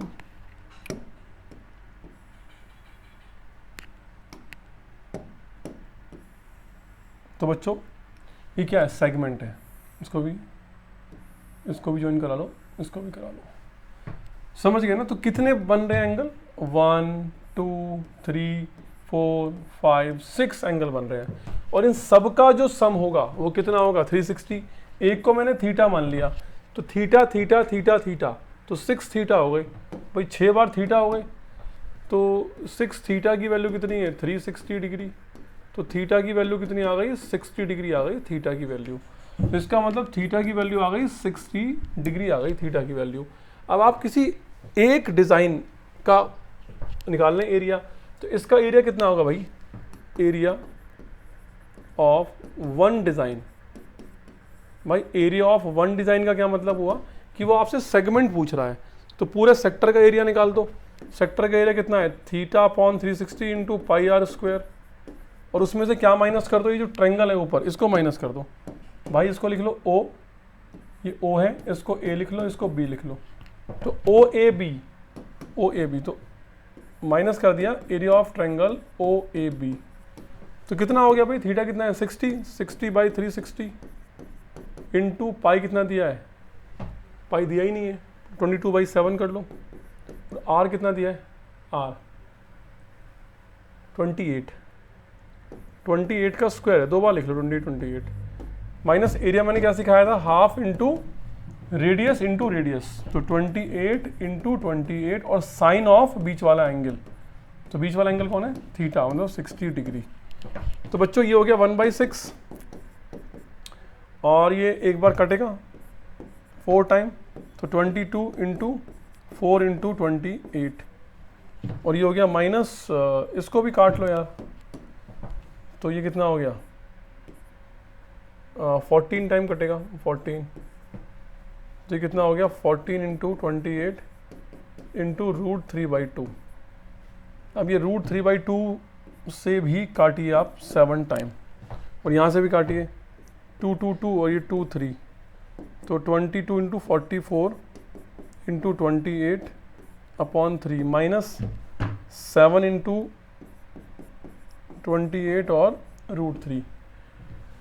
तो यहाँ पर क्या होने वाला है, 28 और को कॉमन ले लो यार, 28/3 को कॉमन ले लो, तो कॉमन कितना आ गया 44 माइनस 7 3 21 √3।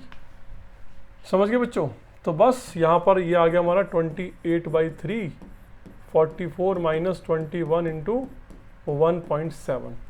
तो इसको मल्टीप्लाई करके जो भी आए उसको लिख दो यार, है ना, और फिर मल्टीप्लाई करा देते हैं बस। ठीक है भाई, आंसर तो मेरे पास भी नहीं है, तो जो भी आंसर आएगा बच्चों, इतना तो अंडरस्टूड हो गया यार, इतना बड़ा लेक्चर पढ़ने के बाद आपको इतना तो समझ में आ गया कि अब हमें करना क्या है, चलो ठीक है बच्चों, ये आप अपने आप निकाल लेना भाई, इसको मल्टीप्लाई करके निकाल लेना, और यहाँ से जो भी आएगा, यहाँ से जो भी आ रहा है वो एरिया ऑफ वन डिज़ाइन आ रहा है। कितना आ रहा है, एरिया ऑफ वन डिज़ाइन आ रहा है, एरिया ऑफ वन डिज़ाइन। ठीक है, तो अब यहाँ से जो भी एरिया ऑफ वन डिज़ाइन आएगा, अब आप क्या करेंगे, एरिया ऑफ कितने 6 है, 6 डिज़ाइन, तो एरिया ऑफ 6 डिज़ाइन क्या होंगे, 6 इंटू जो भी यहाँ से एरिया आया है, भाई इसको ए मान लो, जो भी यहाँ से एरिया आया है 6A, जो भी यहाँ से आएगा, तो इन 6 के 6 डिज़ाइन का एरिया आ गया। अब आपको क्या चाहिए, आपको कॉस्ट चाहिए बच्चों, कॉस्ट के लिए मैंने लिख रखा है फॉर्मूला, ये रहा कॉस्ट के लिए फॉर्मूला। तो एरिया कितना आया था 6A इंटू रेट कितना है 0.35, तो बच्चों 6A मतलब यहाँ से जो A की वैल्यू आएगी वो रख के, और आप एक अप्रॉक्सीमेट फिगर निकालेंगे जो रुपीज़ में आएगा, that will be the answer. तो बच्चों लॉजिकल आपको बिल्ड करना मेरा मकसद था इस लेक्चर से पहले, कल के एग्ज़ाम से पहले। Calculation is matter but not कि कल एग्ज़ाम है तो हम कल कैलकुलेशन करें बैठ के, ये आप अपने आप कर लेना। तो आई होप कि हमने सेशन कंप्लीट कर लिए हैं और लगभग हमने बहुत कुछ कवर कर लिया है। अब आप सभी लोगों को बहुत बहुत शुभकामनाएं कि आपका एग्ज़ाम अच्छा जाए, ठीक है ना, आप सभी लोग अच्छा एग्ज़ाम करके आएँ, ऐसी मैं उम्मीद करता हूँ। तो मिलते हैं कल के एग्ज़ाम के बाद कि आप कैसी न्यूज़ देंगे। चलिए, थैंक यू सो मच।